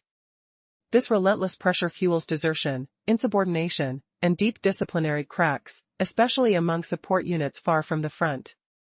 Ukraine's need for these powerful systems stretches far beyond today's battles. It is about the future, about building a security architecture that can deter any aggressor for generations to come. Systems like the high-mobility artillery rocket system must become a permanent, integrated pillar of national defense, to ensure no future invasion ever begins again. But this story is not just about a weapon.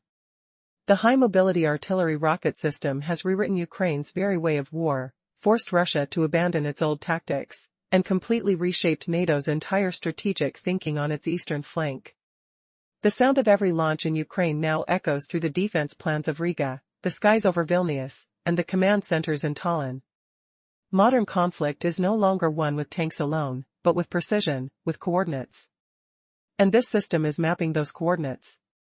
Russia, of course, cannot simply watch as its adversaries grow stronger. But Moscow faces a monumental problem, a fatal flaw in its own shield. The Kremlin's once unshakable confidence in its air defenses now feels like a fantasy, a heavy burden on its back. How can this be?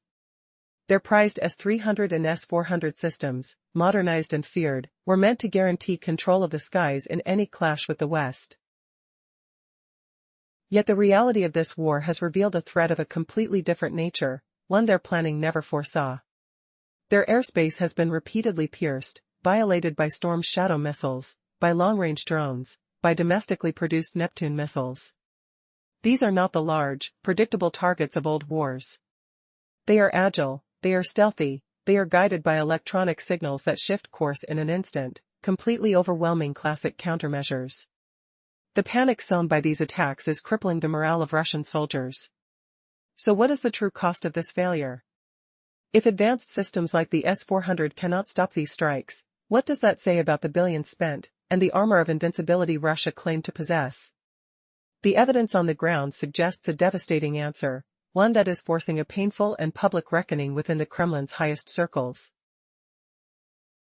Amidst the chaos of aerial warfare, the Russian air defense systems have become a shadow of their former selves. Once hailed as formidable, the S-300 and S-400 systems are now facing an aggressive onslaught from Ukraine's innovative low-altitude, high-density drone swarms. These FPV drones glide stealthily, exploiting gaps in radar coverage and targeting critical infrastructure directly. Footage circulating on social media shows the destruction of numerous Panzer batteries, highlighting the system's catastrophic failures in protecting even its own soil. The Kremlin once felt secure with air bases positioned just 40 to 50 kilometers from the front line. Yet, this illusion of safety has crumbled. Now, bases deep within Russian territory, Borisovil, Voronezh, and Engels, are under threat. Expert Konstantin Kryalev's words echo ominously: today's training grounds could be tomorrow's chaos. As the war has evolved, so too has the battlefield, rendering the traditional air defense strategy obsolete. Heavy and stationary, these installations have transformed into sitting ducks against agile and cost-effective UAVs piloted from afar. With Ukraine's tactical mastery exploiting systems like HIMARS, the stakes have escalated. Moscow's retreat grows more profound, both in military presence and psychological strength. The balance of power is shifting. In the Baltic states, Estonia, Latvia, and Lithuania, leaders recognize the imperative to fortify their defenses, deploying HIMARS to counter Russia's diminished threat. But what lies ahead? Could Russia's reliance on outdated systems seal its fate, not just in Ukraine, but on its own borders? Would this signify the collapse of a once intimidating empire, or a desperate shout striving for resurgence? As Moscow grapples with this unsettling reality, the coming months will reveal if its military might can withstand the onslaught, or if its very structure will unravel. The ringing of alarms is not just a call to defend, but a herald of an impending storm, one that could reshape the landscape of Eastern Europe forever. Imagine a military fortress crumbling from within. As Russia faced unexpected aerial challenges in Ukraine, its once reliable air defense systems have shown their true fragility. Moscow depended heavily on the S-300 and S-400 systems, convinced they would dominate any battlefield. Yet, the reality is starkly different. The threat of low-altitude, high-density drone swarms has rendered these systems powerless. With unmanned aerial systems soaring with intricate maneuverability, expert Konstantin Kryalev asserts that these defenses are vulnerable. Imagine FPV drones zipping through radar blind spots, striking vital command centers and antennas. When those radars go silent, it's only a matter of time before missile launchers become easy prey.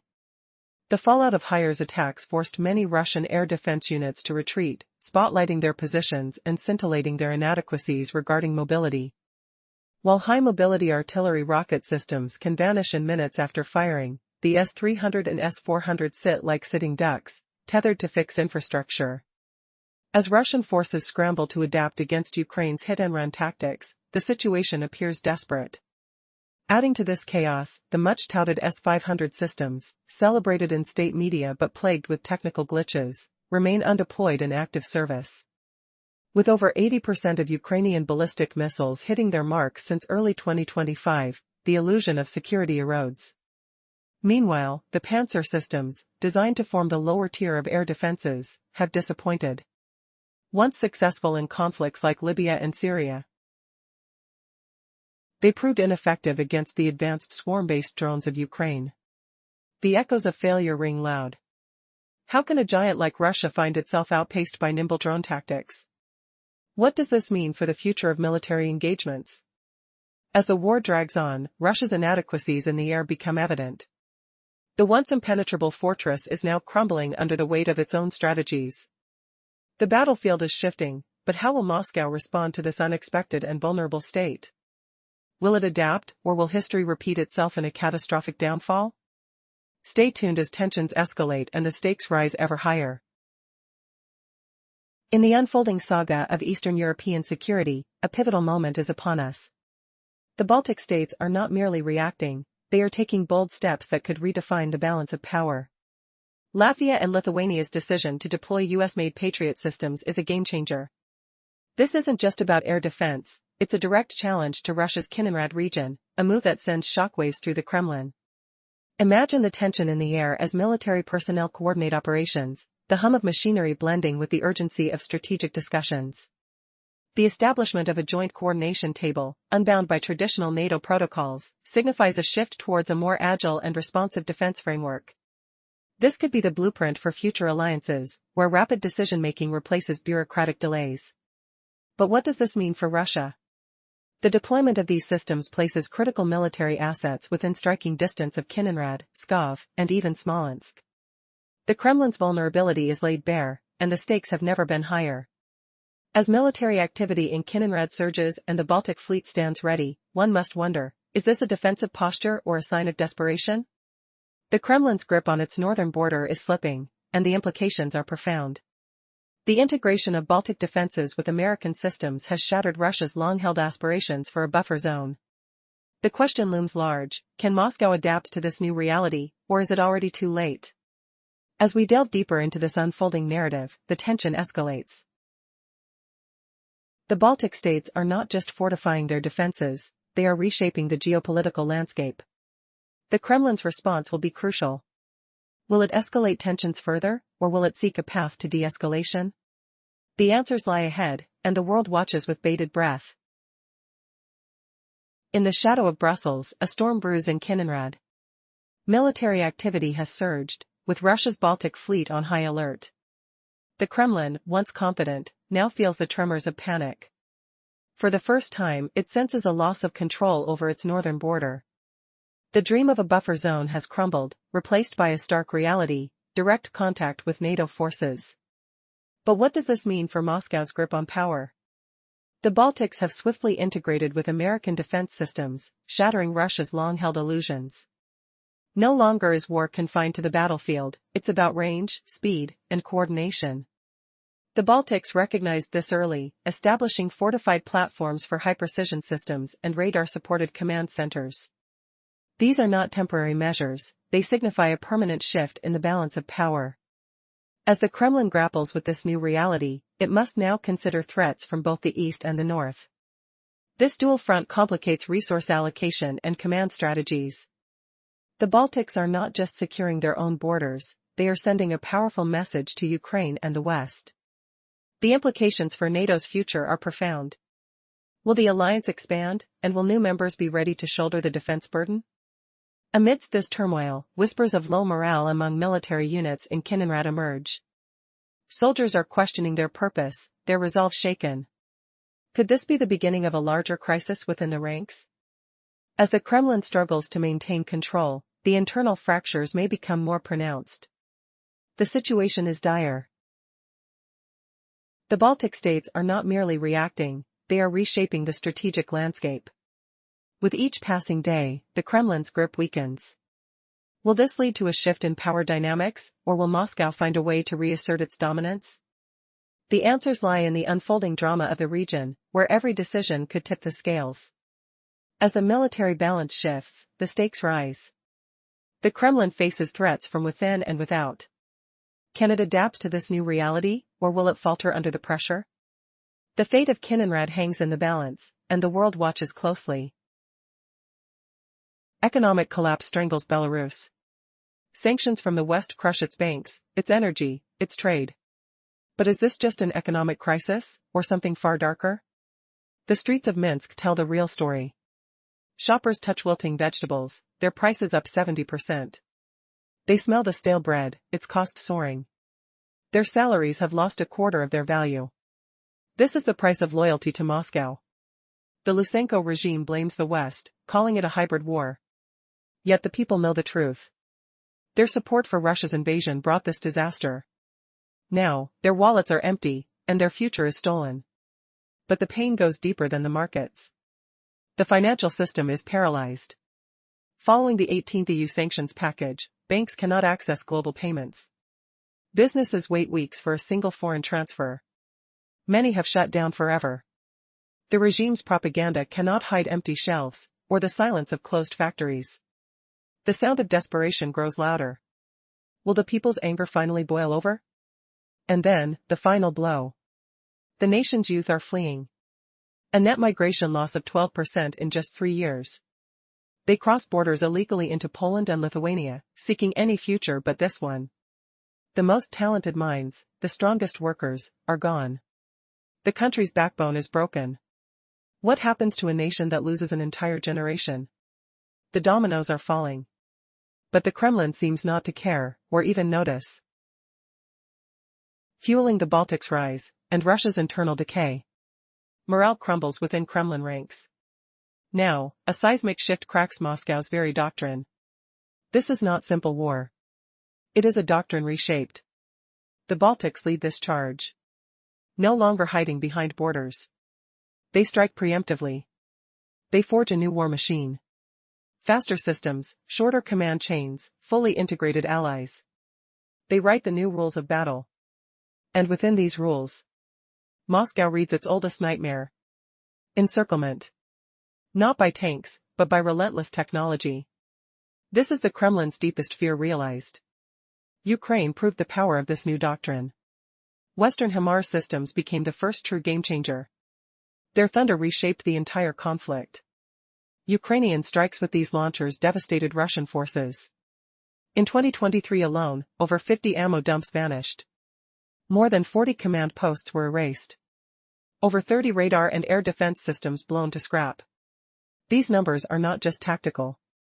They are psychological terror. Russian commanders now flee their own front lines. They scatter mobile supply units far to the rear, always listening for the distant roar. But this is only the beginning. The Baltics now move to secure these very systems. High-mobility artillery rocket systems, the key to their new shield. They will not wait for the threat to arrive. They will define the battle far beyond their soil.